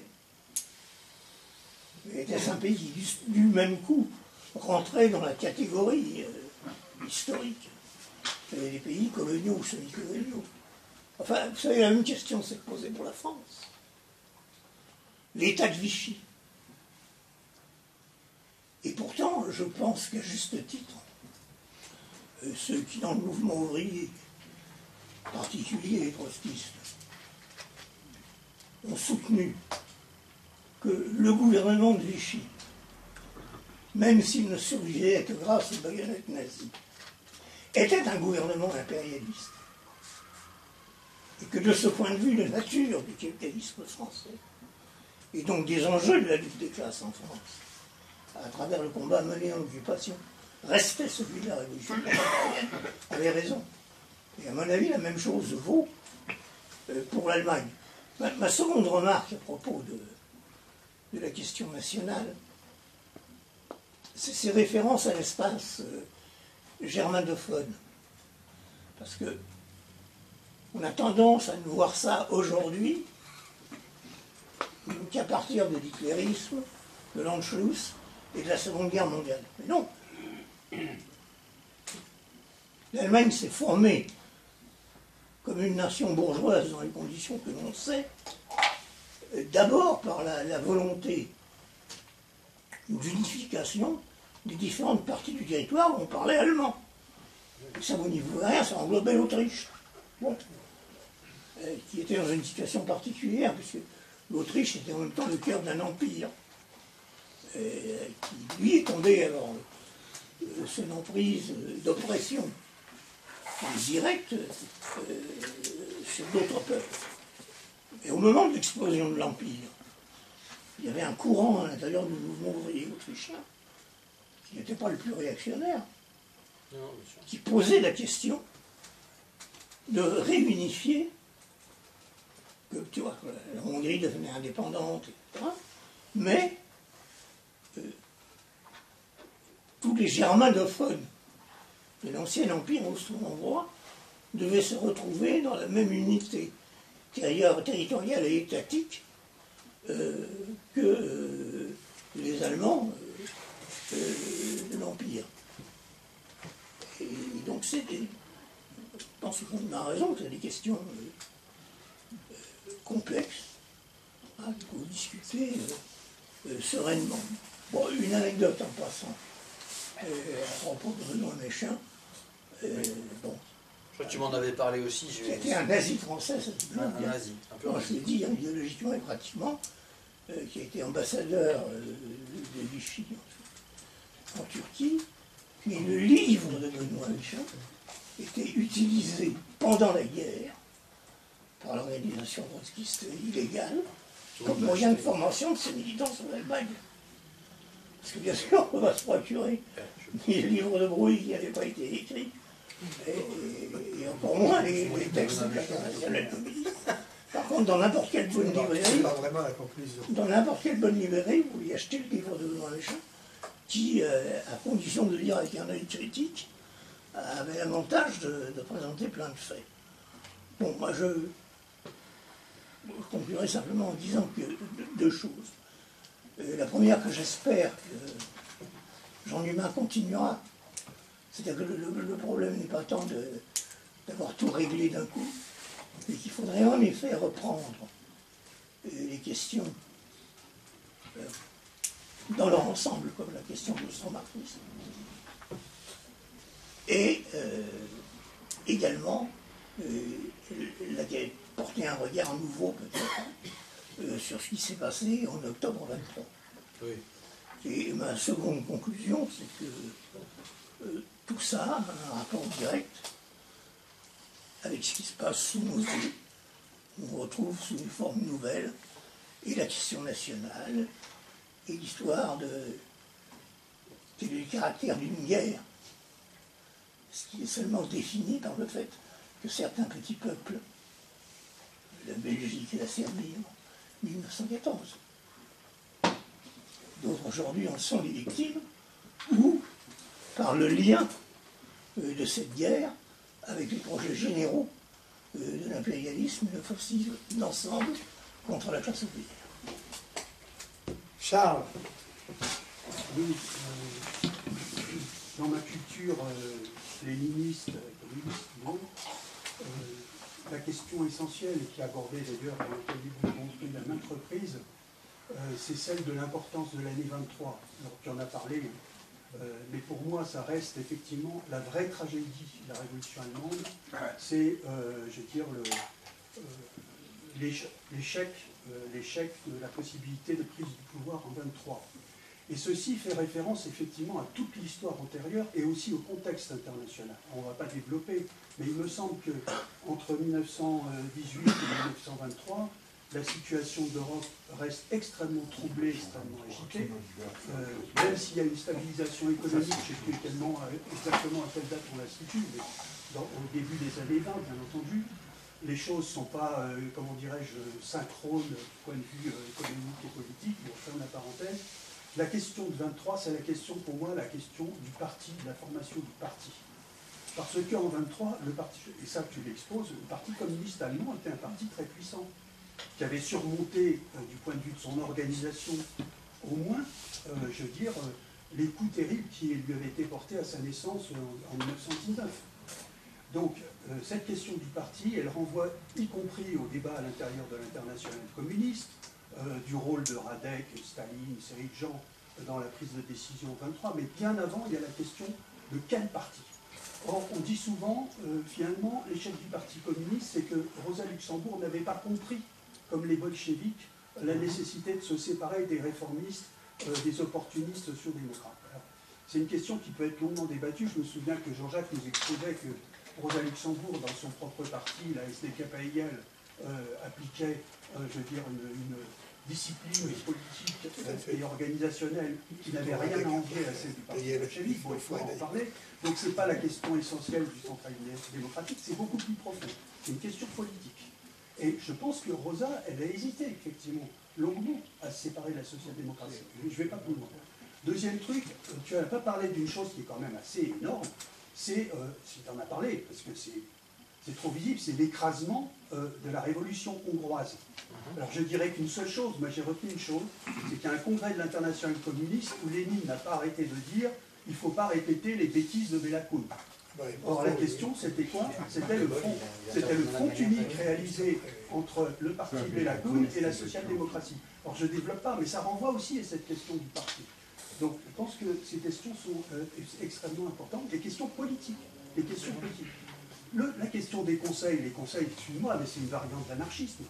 C'est des gens, je simplifie, moi je n'ai pas du tout de mépris pour les anarchistes, mais c'est une théorie de l'État, c'est une théorie du pouvoir qui aboutit effectivement à ce qu'au moment décisif sur la question du pouvoir, on n'aboutit pas, je veux dire, aux réponses de type bolchevique. La dernière chose, c'est sur la question nationale. Alors, deux aspects.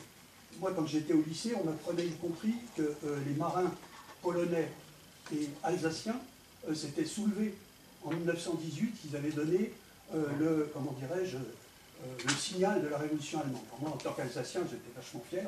J'ai su d'ailleurs qu'après que les marins alsaciens étaient venus planter le drapeau rouge au sommet de la cathédrale de Strasbourg.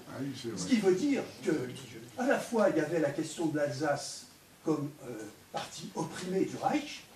La social-démocratie était contre, effectivement, l'annexion de l'Alsace, et en même temps, la participation profonde de l'Alsace au mouvement révolutionnaire allemand.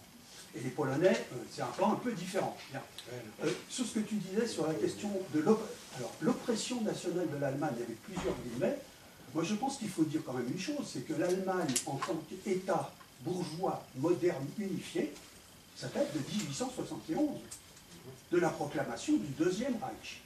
C'est à ce moment-là que les 36 couronnes, comme disait Heine, ont été véritablement unifiées sous l'autorité du roi de Prusse. Et elles subsistaient, malgré tout. Oui, toujours la Bavière, la Saxe, la machin, le truc justement le côté féodalo-fédéral de l'Allemagne, il a continué pendant longtemps, jusqu'à Hitler. Donc c'est une particularité de l'Allemagne qu'il faut bien avoir en tête. Et puis, la dernière chose sur cette question nationale, moi j'ai réfléchi à la guerre soviéto-polonaise et j'ai fouillé les textes sur la question de la guerre soviéto-polonaise. Et ce qui m'a frappé, c'est qu'à un moment donné, dans le rapport de Lénine, Lénine explique très clairement comment il a joué des aspirations nationalistes allemandes contre la Nouvelle-Pologne pour, essayer d'aider les ouvriers polonais à prendre le pouvoir. Alors je ne développe pas, mais c'est quelque chose de tout à fait intéressant. Tout à fait intéressant. Ok, Nicole. Bon, ben moi je ne suis pas du tout spécialiste de l'Allemagne, mais il y a une question qui, bien sûr, qui n'a pas été traitée, mais c'est l'hyperinflation de 23. Et pour les masses, c'est une question très importante. C'est très importante pour maintenant. Je suis venue pour maintenant. Et donc, comment on nous dit dans les livres d'histoire, on nous montre les poètes, mais ça ne suffit pas. Hein. On sait aussi la tentative de putsch, de Munich, etc. Mais comment les masses ont-elles réagi à cette hyperinflation? Parce qu'on sait par ailleurs que les États-Unis vont intervenir pour aider l'Allemagne sur cette question des dettes.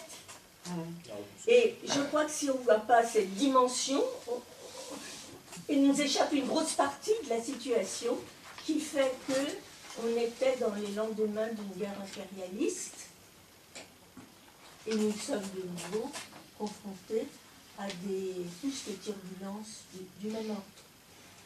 Le rapport avec l'économie, les masses, les conseils peut-être d'ailleurs. Qu'est-ce qui s'est passé? Fini? Oui, je finis. Bon, alors, moi j'ai 7 questions et 14 remarques. Ça vais faire court. Première question, est-ce que je me trompe en pensant que lorsque Lénine a été surpris par l'annonce que le groupe SPD avait voté les crédits militaires, il n'avait pas, fait l'impasse sur quelques éléments qui annonçaient déjà dans le SPD, disons, une sorte de soutien à sa bourgeoisie. Si mes souvenirs sont bons, mais sont-ils bons? Quand on vieillit, la mémoire devient aussi infidèle que ce qu'il y a de pire. Au congrès de l'Internationale de 1907, je crois me souvenir, une partie de la délégation allemande, dans laquelle figurait le camarade Noske, si mes souvenirs sont bons, avait une attitude pro-colonialiste contre laquelle s'était levé Rosa Luxembourg. Et cette attitude pro-colonialiste était déjà le signal d'un rapprochement avec les intérêts fondamentaux de la bourgeoisie allemande, exactement comme, si vous voulez, comme la politique du PC français qui, jusqu'en 1959, se proclamait partisan d'une union française rénovée, par ce mot d'ordre, défendait les intérêts de la bourgeoisie française. Bon, alors, si c'est vrai, c'est mérite donc effectivement d'être rappelé. C'est-à-dire, on pourrait dire que Jaurès, au début, c'est quelle année, en 78, 70, enfin, avait écrit un article dans lequel il affirmait que c'était... Non, c'est un peu plus après, tard. Un peu plus milieu tard. des années 1880, oui, quand il est député. Oui, député. Que c'était normal que la France mette la main sur le Tonkin puisqu'on volait l'Alsace-Lorraine. Bon, mais qui ne commet pas d'erreur? Alors, trois petites choses. Le traité de Versailles est effectivement... le refus du traité de Versailles est une base politique d'intérêt commun entre Moscou et Berlin à cette époque-là. Et c'est parfaitement légitime. Il faut se rappeler que le traité de Versailles est quand même la base d'accord de l'impérialisme contre tout ce qui peut se passer en Europe. En janvier 1919, vous avez une conférence des Alliés, à Paris d'ailleurs, où le roi est Clémenceau, mais il y a même le président américain Wilson qui vient. Alors quel est le cœur de cette conférence? C'est le danger qui nous menace, c'est le bolchevisme. Et Wilson déclare lui-même que le bolchevisme menace les États-Unis. Et Clémenceau affirme qu'il faut absolument tout faire pour barrer la route au bolchevisme. Tout ça, c'est 4 jours après l'assassinat de Luxembourg et Lipnev, d'ailleurs. Bon. Donc, il y a effectivement un bouleversement qui aboutit à ce que toutes les forces politiques se reclassent. Et moi, j'aimerais savoir ce que Jean Dumas pense du texte d'Otto Bauer, qui publié de 1919. On avait publié un chapitre dans les CMO, oui, numéro 12, dans lequel Bauer dit, voilà, la révolution sociale est faite, on n'a plus non, la révolution politique est faite, pardon. On n'a plus de barons, plus de princes, plus de rois, tout ça c'est balayé. Et les ouvriers disent, ça n'est que la moitié de la révolution, il faut aussi se débarrasser des patrons, etc. etc. Et il dit, parce que la révolution politique débouche normalement sur la révolution sociale. Et on s'attendrait, dans la logique de cette pensée, qu'ils disent donc il faut y aller. Et il dit non, il ne faut pas la faire. Et il donne une raison, qui d'ailleurs était l'une des raisons qui menait un certain nombre de bolcheviks à s'opposer à la prise du pouvoir en 1917. Je ne parle pas d'Inoviev et Kamenev, qui était plus politique. Mais je pense à cette... comment il s'appelle? Celui qui a été assassiné le 20 juin 18, peu importe. Où il disait, voilà, si on prend le pouvoir, on va être confronté à des difficultés insurmontables. On ne pourra pas payer les salaires, on ne pourra pas faire la guerre, on ne pourra rien. Et Bauer dit non, mais si on fait la révolution sociale, bien nous aurons contre nous les capitalistes autrichiens et le capitalisme mondial. Et donc, ils vont nous écraser. Enfin, il ne dit pas ça aussi brutalement que ça. Donc, il dit ce qu'il faut, c'est arriver à une socialisation petit par morceau, petit tabou, qui aboutira d'ailleurs en 1933. Bon.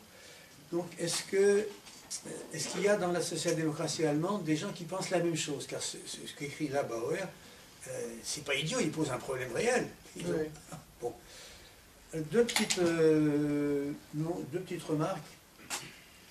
En ce qui concerne ce que tu as dit sur le Baltikum, j'en profite pour faire ma publicité. Sur Hitler et Staline. Mais vous imaginez si les dirigeants nazis pensent, avant même de diriger l'Allemagne, que le Baltikum appartient logiquement aux Allemands, vous imaginez ce que ça représente comme accord entre Hitler et Staline, lorsque Staline propose à Hitler sa collaboration, Hitler répond en acceptant, et dans un protocole secret dont l'URSS niera la réalité jusqu'en 1989, affirme, laisse les pays baltes... ça doit être dur pour lui, tu veux dire? Oui, oui, mais ça prouve en même temps l'importance de cette collaboration. C'est dur pour lui, oui, mais il y en a. Donc, je pense que ça, c'est très, très important de se rappeler les données fondamentales de cette histoire nationale.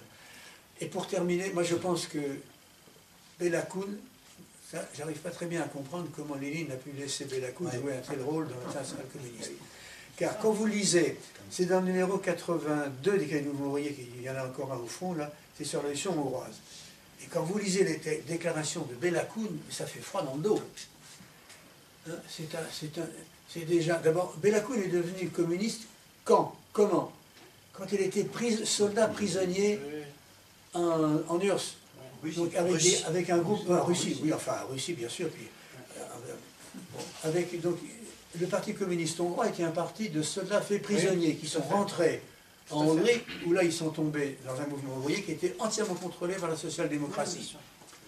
Donc non seulement ils passent un accord avec la social-démocratie, qui bien entendu, même si elle évolue légèrement à gauche, n'est pas pour participer à l'organisation du chaos dans le pays, et en même temps il considère que les prolétaires sont des cons. Hein. Il affirmera que si la Révolution hongroise a été battue, c'est parce que le prolétariat hongrois n'a pas été à la hauteur, a trahi. Et ce mec-là, on l'envoie en avril 21 en Allemagne. Oui, c'est comme de sa faute. Hein. Ah oui, ça fait quand même, ça mérite quand même quelques réflexions, parce que l'un des éléments qui affaiblit le PC allemand, c'est quand même avril 21. Oui, c'est ça. Où il déclenche une prétendue grève générale minoritaire qui aboutit à ce que le Parti communiste allemand, si les souvenirs sont bons, tu vas rétablir la vérité si je me trompe, va perdre près de 40% de ses effectifs en l'espace de quelques mois. Non, mais maintenant la parole à Jean Dumas. Non, mais je vais commencer par la fin parce que ça recoupe plusieurs questions qui ont été posées, mais je vais essayer de rien oublier après. Alors, sur les impasses de Lénine et sur cette question de 21, 22, 23, deux choses quand même. Alors oui, le Lénine, je pense, s'est illusionné sur ce qu'était devenu le SPD, alors même qu'il participait concrètement, sauf à penser qu'il était en train de dormir quand certains parlaient au congrès, mais est-ce qu'il était présent? Je veux dire, c'est pas... Non, parce que tout le monde ne sait peut-être pas les congrès internationaux. Lénine y participe, il est là. On peut même imaginer qu'à la buvette, il a croisé certains, il a croisé Noske et autres, puisqu'ils sont tous dans la même organisation internationale. Et ce qui est étonnant, c'est de penser que quelqu'un d'a priori aussi bien informé soit tellement surpris en août 14, alors qu'en plus, tu as cité 1907, mais moi je crois que je le cite, il y a des exemples, mais parce qu'il y a le vote des crédits militaires le 4 août 14, mais depuis 1910, si je ne dis pas de bêtises, il faudrait, j'ai plus tous les détails en tête, mais la social-démocratie allemande vote non pas les crédits de guerre, mais l'augmentation des crédits militaires pour réarmer l'Allemagne. Il y a des critiques, des remous, mais le groupe vote majoritairement. Et alors d'ailleurs, une des raisons de l'unanimité du 4 août 14, c'est que même ceux qui sont contre, ils votent pour, parce qu'il y a la discipline de groupe que l'aile gauche a imposée aux droitiers. Car les ménages votent pour les crédits de guerre en août 14. Ils auront la discipline qu'en décembre. Ils votent pour parce que c'est la discipline de groupe, et qu'à l'époque, c'est important pour eux. Et il y en a quand même, alors c'est pareil, je le dis dans le livre, mais les chiffres réels, il y a quand même une dizaine de députés flottants. Certains sont contre, certains sont contre, et celui Hugo Haase, celui qui va prononcer d'ailleurs le 4 août 14 l'approbation des crédits de guerre, il le lit d'après moi dans la mort dans l'âme parce que lui était contre. Mais comme il est discipliné et qu'il s'est battu pour que tout le monde soit discipliné, il dit je suis battu. Et à ce moment-là, ils veulent pas rompre pour refaire l'histoire. Mais il n'en demeure pas moins qu'il y a une énigme parce que Lénine lisait la presse allemande. Évidemment, il écrivait dans la Neue Zeit, mais il écrivait. Donc, comment un esprit aussi avisé, quoi qu'on pense de telle ou telle chose, ait pu penser qu'il y aurait un soulèvement de... Bon, ça reste une question. Et la même question pour Belakoun quelques années plus tard. Parce qu'effectivement, alors, j'ai parlé de Rapallo, mais j'en parle aussi longuement dans le livre, c'est qu'il y a quand même l'échec. Parce que tu dis, oui, en 23, c'est un très gros parti, mais attention, le moment où ils se sont fait, ils avaient une énorme dynamique politique, j'en parle assez longuement dans le livre, c'est que vous savez, il y a le congrès de Tours en France, voilà. Mais qu'est-ce qui explique aussi la dynamique du congrès de Tours en France, que beaucoup de délégués de la SFIO votent en faveur de la création d'un parti communiste? C'est que quelques semaines avant, il y a eu le congrès qui a réunifié une partie de l'USPD avec le communisme, enfin, ça a donné le Parti communiste allemand, et là le Parti communiste allemand devient un vrai parti de masse. Mais ce parti de masse, c'est immédiatement, ils perdent 50% je crois dans les effectifs, les chiffres exacts sont dans le bouquin aussi, en mars 21, suite à cette tentative de putsch absurde, menée par Belakoun, et effectivement on se demande comment quelqu'un qui avait été déjà si désastreux, enfin pas au top on va dire, pendant la Révolution française. Alors, moi je pense qu'une des explications, et c'est peut-être aussi des explications de 14, il ne faut pas non plus voir ces individus comme des individus omnipotents, géniaux, qui savent tout sur tout le temps. Il y a un manque, ils font plein de choses. Il y a un manque d'informations, ils lisent énormément de choses, et puis il y a un manque de cadre parfois. Qui va-t-on envoyer au front pour régler une question aussi compliquée que la question allemande? Je ne sais pas exactement, quels étaient les candidats dans l'international communiste. Voilà. Donc pour moi, il y a Rapallo. Bon, on m'a posé la question sur Rapallo. Moi je pense que le fait qu'il y ait...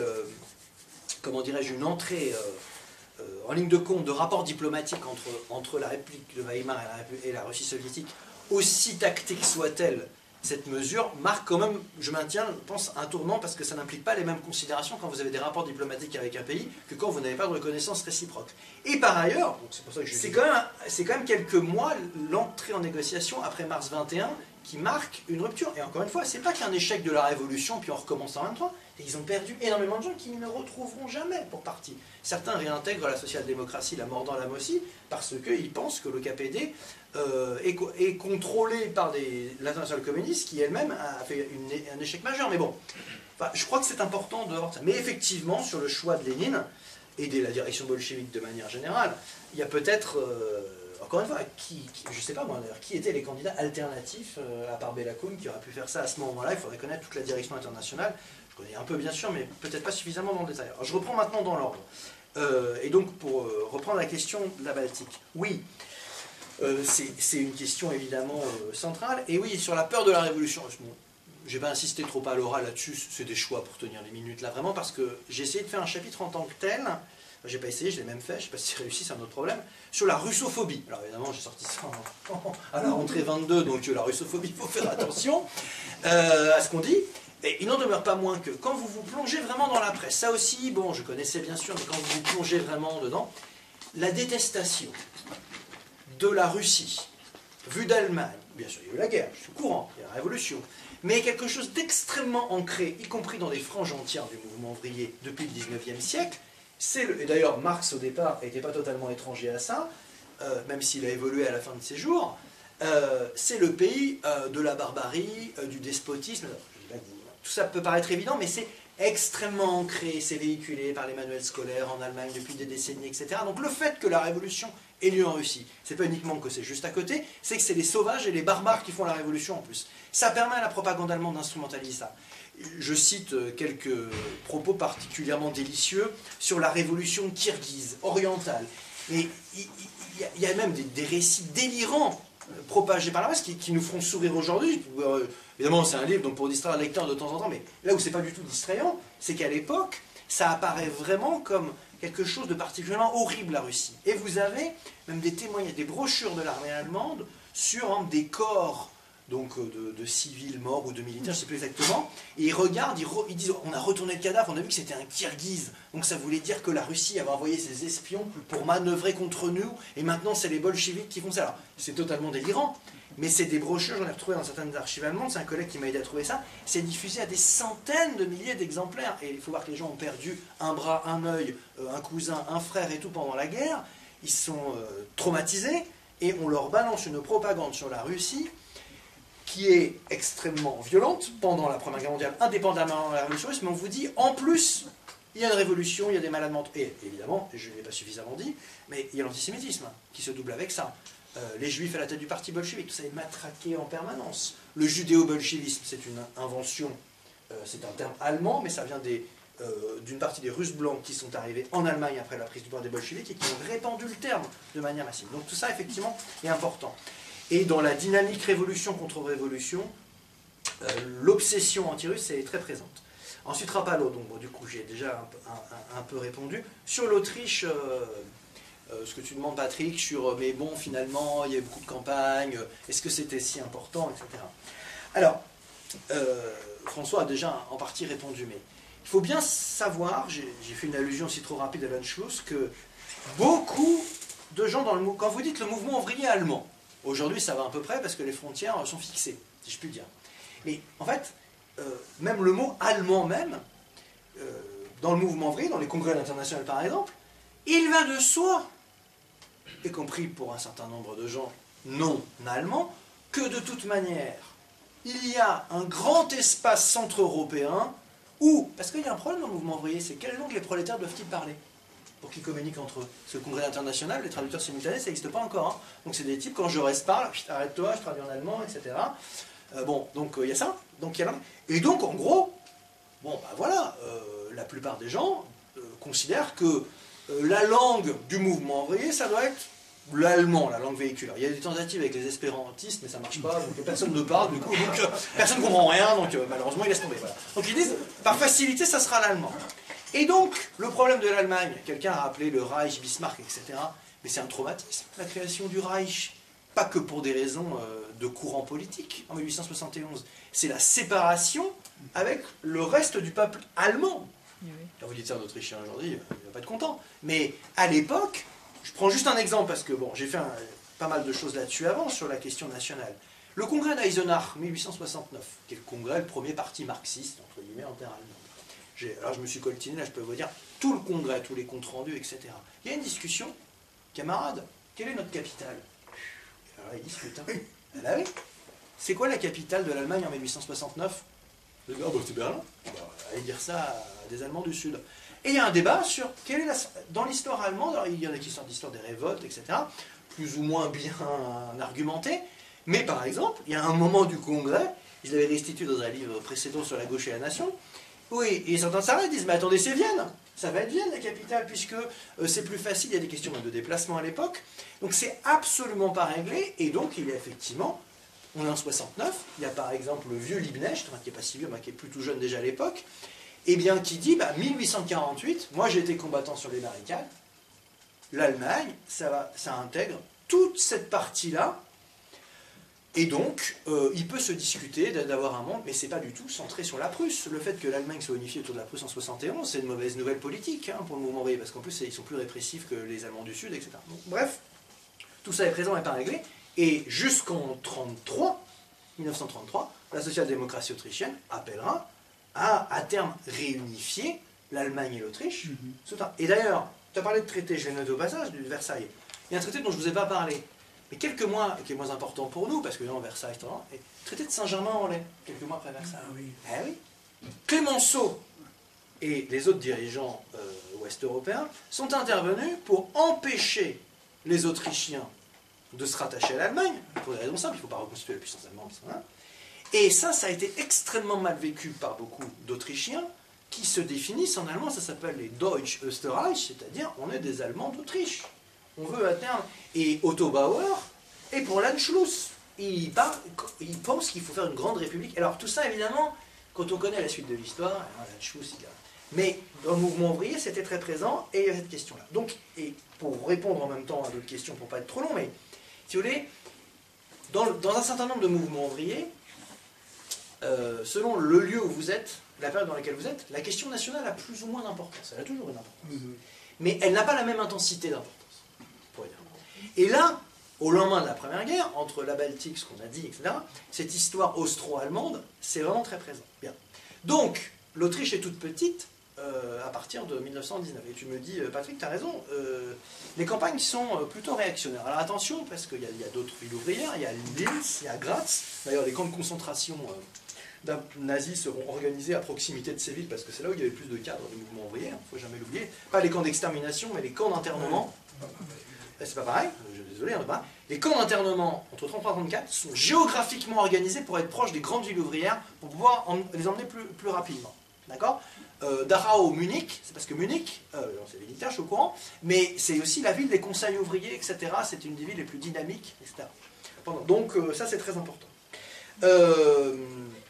Oui, les campagnes sont tout à fait beaucoup plus conservatrices que les grandes villes, ça va d'ailleurs être instrumentalisé largement par les austrofascistes en 1934. Mais là se pose une question de qu'est-ce que les uns et les autres auraient dû faire pour partir à la conquête des masses, à la campagne, etc., ce qui n'était pas nécessairement évident. Et il y a une littérature assez abondante sur ça en langue étrangère. Alors, pour te donner deux éléments, puis, parce que je n'ai pas la réponse du tout entièrement, c'est que, il ne faut pas idéaliser les villes ouvrières, il y avait des courants réactionnaires très puissants. Il y a Vienne-la-Noire, on parle de beaucoup Vienne-la-Rouge, il y a un type qui a travaillé sur Vienne-la-Noire, et qui explique qu'ils étaient très...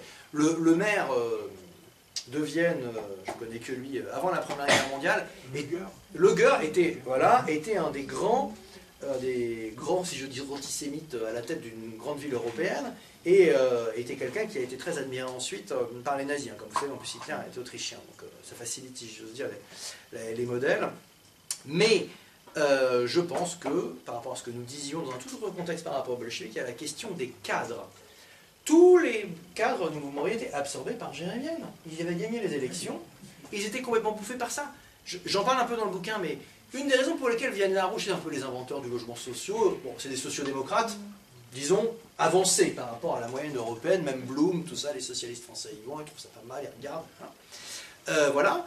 Et je me rappelle d'un texte, je me demande si c'est pas Bauer ou un autre, qui dit « on est bouffé ».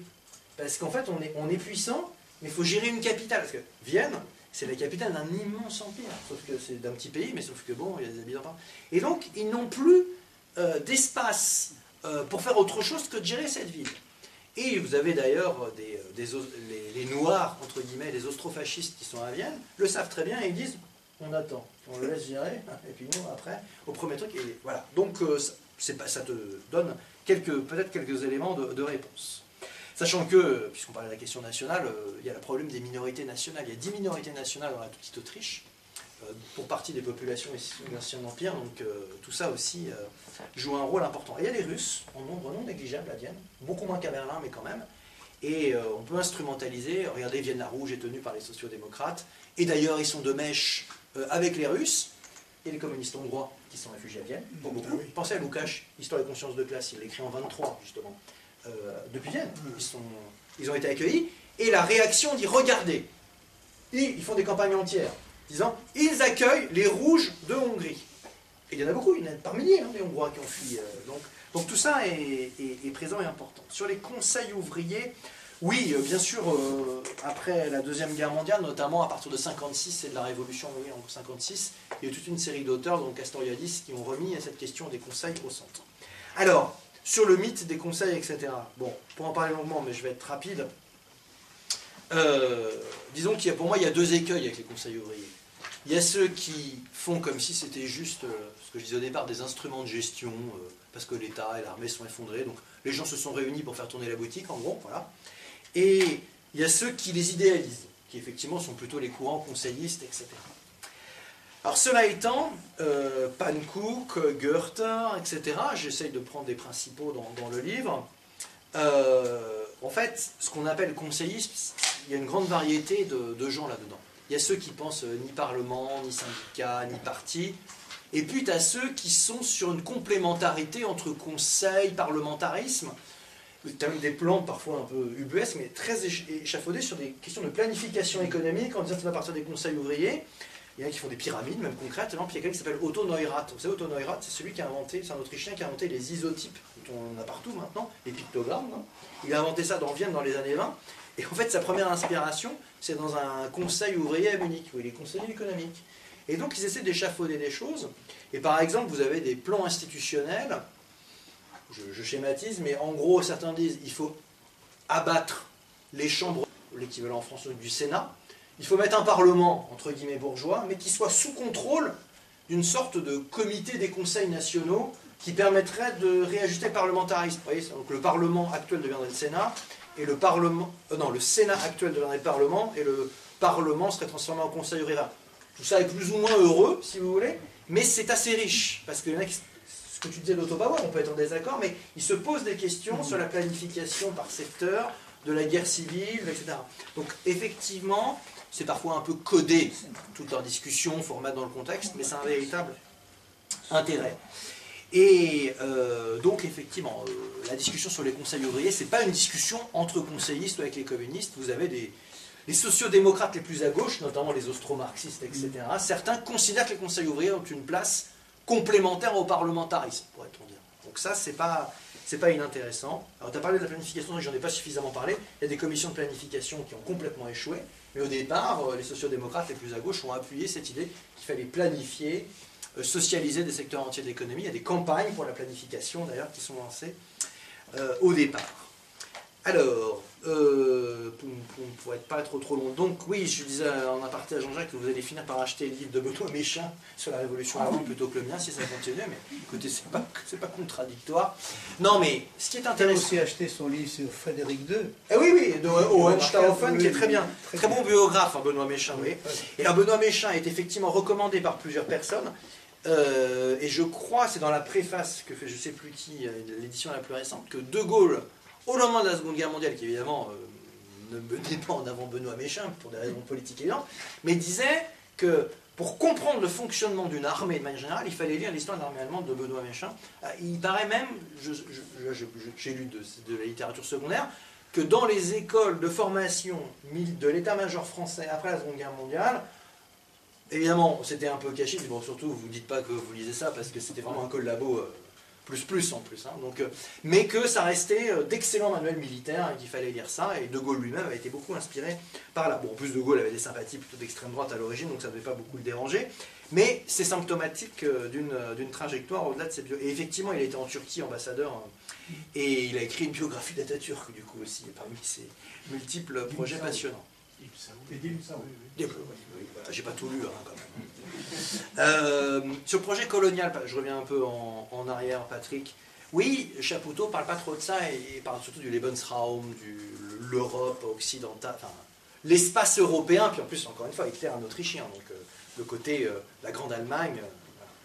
Cela étant, je pense qu'il voit pas ça. C'est pas ce qu'il met plus en avant, mais vous avez, je vous ai parlé d'un groupe interparlementaire, vous avez des revues de nostalgiques de l'Allemagne coloniale pendant toute la République de Weimar, qui ont beaucoup d'abonnés, qui sont publiés, parce que vous avez les Allemands qui étaient présents dans les colonies africaines, vous avez les pieds noirs, enfin vous avez l'équivalent, il n'y avait pas de colonies de peuplement comme l'Algérie française bien sûr, mais il y avait quand même pas mal de cadres allemands, aussi en Chine, hein. Il y avait des comptoirs allemands. La Tsingtao qu'on vous propose dans tous les restaurants chinois aujourd'hui, sont des Allemands qui l'ont exporté en fait. Hein. Les Chinois ils ne faisaient pas de bière avant qu'il y ait des comptoirs allemands. Hein. Donc voilà, c'est un legs colonial, mais il y avait des milliers d'Allemands et des cadres qui étaient dans ces colonies, côté rapatriés. Et donc les rapatriés, ils ont fait leur promotion. Et ils ont fait des campagnes pendant des années, disant regardez, on a perdu ça. Il n'y a pas qu'une résolution du traité de Versailles, c'est des individus, c'est des familles qui reviennent et qui font un gros travail là-dessus. Et c'est plutôt en train d'être évalué, me semble-t-il, par un certain nombre d'historiens, de dire regardez, dans le nationalisme allemand, bien sûr, il y a l'Autriche, l'Allemagne, l'antisémitisme, mais n'oubliez pas qu'ils l'auront. Il y a une propagande, regardez, ils font des cartes, ils montrent les cartes du monde. Vous voyez, la toute petite Allemagne, malheureuse, sans même l'Autriche, avec des grosses croix barrées. Alors vous avez l'Empire français, l'Empire britannique qui se porte bien à l'époque, et qui sont évidemment... Je pense que dans la conscience d'une partie des Allemands, ça a joué un rôle. C'est vrai que les nazis, c'est pas leur projet prioritaire, mais... là aussi, ça serait trop long, mais les nazis ne sont que la frange extrême d'un nationalisme multicourant en Allemagne. Il y a toute une série de courants, d'ailleurs ils ont des désaccords entre eux. D'ailleurs il y en a qui finissent dans des camps de concentration aussi. Oui. Tout à fait. Les austrofascistes autrichiens ont mis en prison les membres du NSDAP autrichien, et les membres du NSDAP autrichien ont mis les austrofascistes en prison. Et certains ont été fusillés, etc. C'est pas du tout pour dire les pauvres. Mais ce que je veux dire, c'est qu'il y avait des courants nationalistes allemands influents à ce moment-là, qui étaient davantage colonialistes en mode Afrique-Chine. Et même si ce ne sont pas eux qui ont triomphé in fine, cela a consolidé une forme de nationalisme allemand extrême. Alors, par ailleurs, il y a un autre débat, et je l'évoque juste en passant, c'est pas le meilleur. Il y a la question de l'extermination des Damas et des Herero, qui est considéré comme le premier génocide, maintenant, du XXe siècle. Ah ben oui, c'est quelque chose. Parce qu'une partie des généraux à l'œuvre en 18-19, puis en 33-34, sont des gens qui ont exercé en Namibie. Le père de Göring.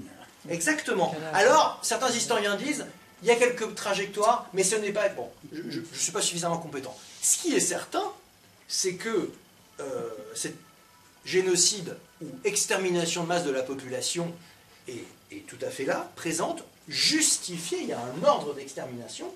C'est pour ça qu'on dit que c'est le premier génocide, très clair, de 1904, de, comment s'appelle-t-il, il avait des noms de rue, en RFA, pendant des années, ils ont tous débaptisés. Von Trotter, exactement.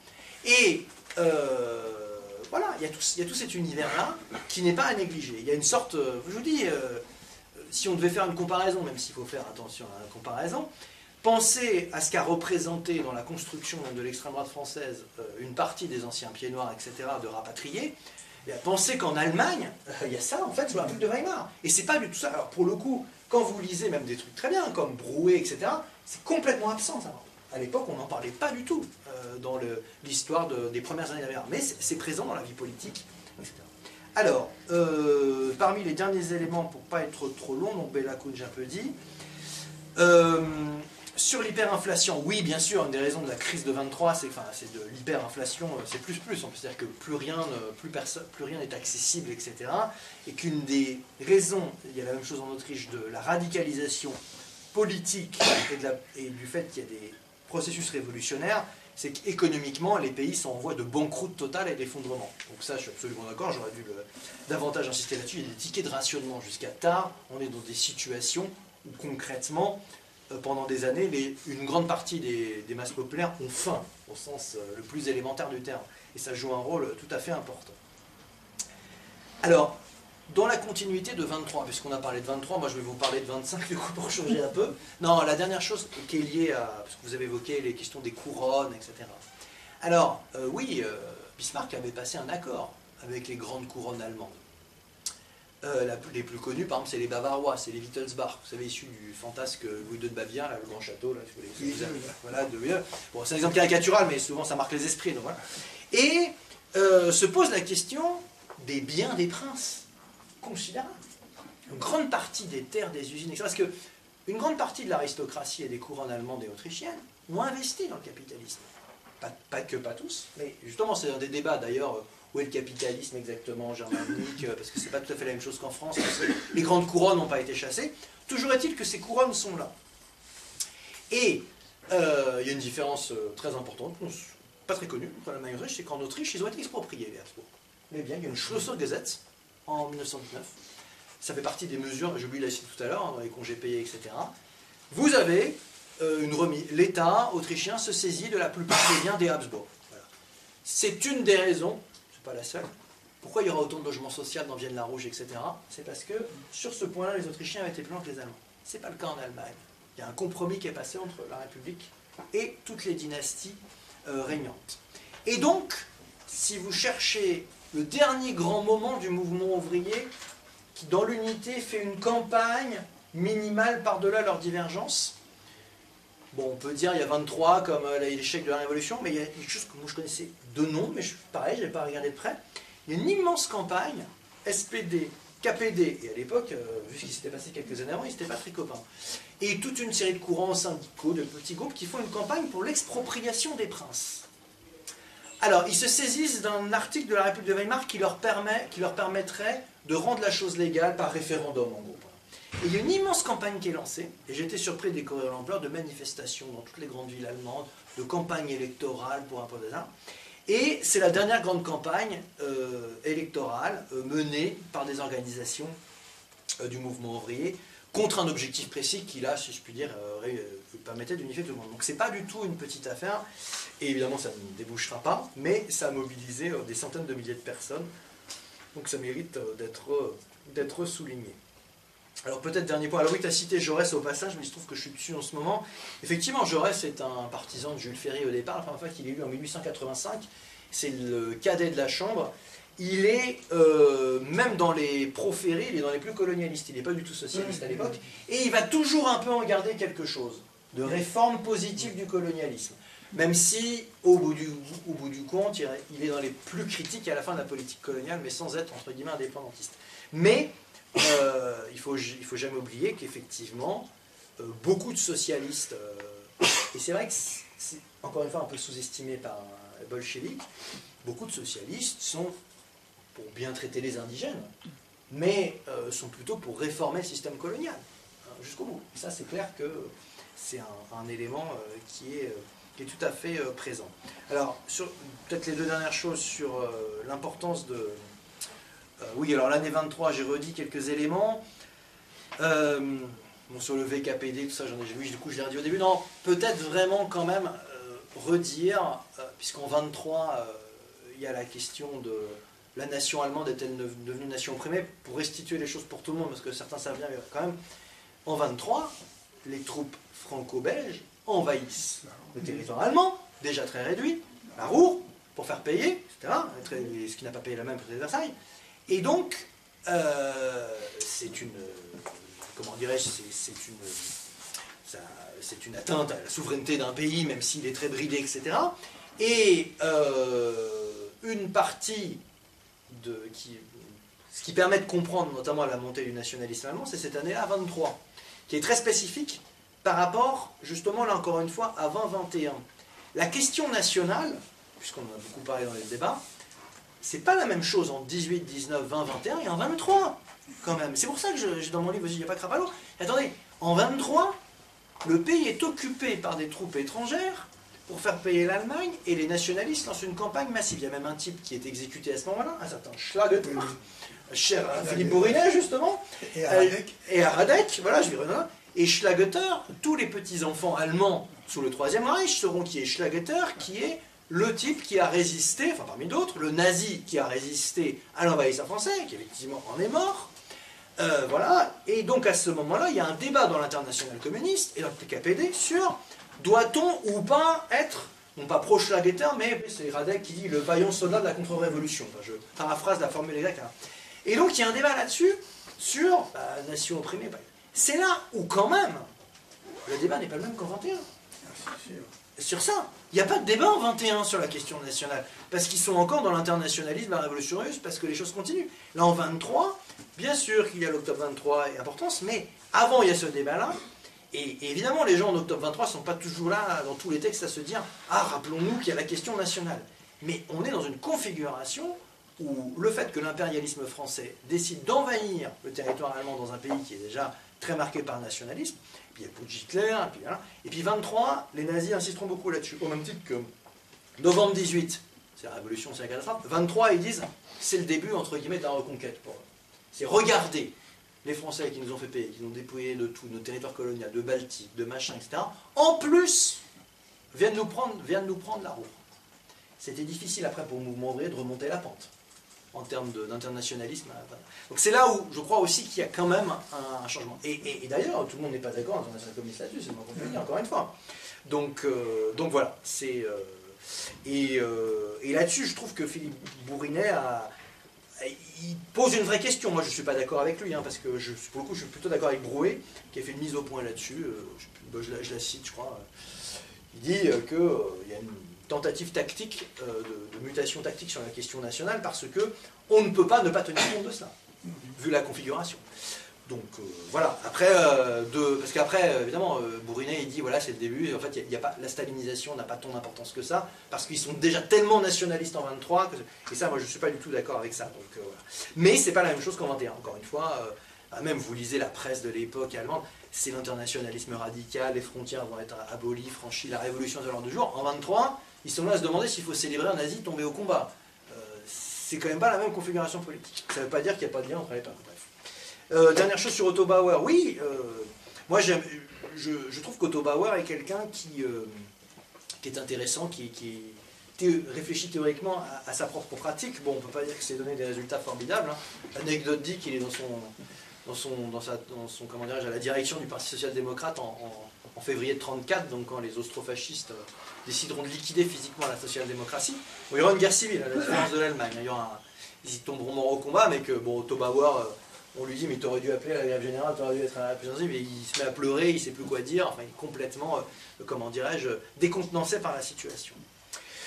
Non, la question que pose Bauer sur il ne fallait pas aller trop loin pour éviter la guerre civile, et la question qui peut se poser aussi pour l'Allemagne et d'une certaine manière pour la France à l'époque, c'est qu'effectivement la grande différence avec la révolution russe, c'est que la bourgeoisie, l'aristocratie russe était dans un état de délabrement et d'effondrement bien plus important que le maillon faible de la chaîne impérialiste, encore une fois, que la bourgeoisie allemande et autrichienne. Et ce qui est certain, et encore une fois, je ne pense pas qu'effectivement les bolcheviks se rendaient compte de ça pour les sociodémocrates avant 14, les sociodémocrates allemands, autrichiens, etc., ont évolué dans un pays où ils ont face à eux une classe dirigeante, mais la classe dirigeante, entre guillemets, d'essence bismarckienne, elle a industrialisé le pays. Enfin, c'est une caste semi-bureaucratique, autoritaire, impérialiste, tout ce que vous voulez, mais qui a réussi à un peu consolider autour d'elle un certain nombre de choses, qui a des réussites à son actif, si je peux dire, plus que les Romanov, quand même, me semble-t-il.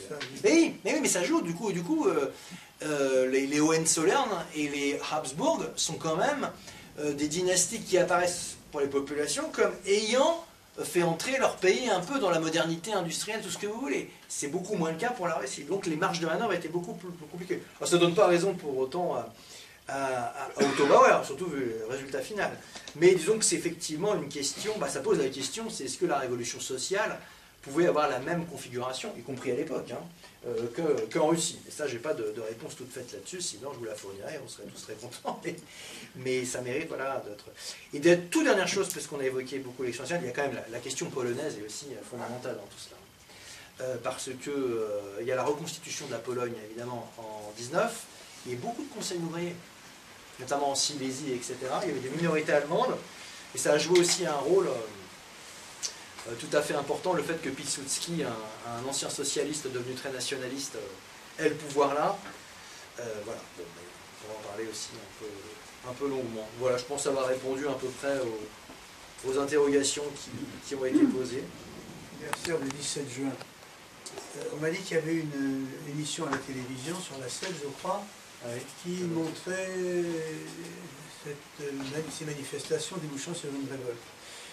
Mais dans l'émission, m'a-t-on dit, on n'évoque pas un élément qui me paraît moi très important, qui est qu'une partie des officiers et des soldats soviétiques ont refusé de tirer sur les manifestants, et que 48 d'entre eux seront fusillés. C'est quelque chose de très, très important, parce que ça veut dire que la contre-révolution stalienne n'avait pas réussi, malgré l'héritage avec l'Allemagne, la guerre avec l'Allemagne, n'avait pas réussi à liquider complètement le sentiment, disons, d'internationalisme qui existait réellement comme produit de la Révolution, qui n'a fait que disparaître au fil des années, puisque la bureaucratie a fini par engendrer les oligarques qui sont quand même son produit historique le plus achevé. Mais enfin, c'est quand même quelque chose d'important. Bien que ce soit, mais qu'on n'en parle jamais.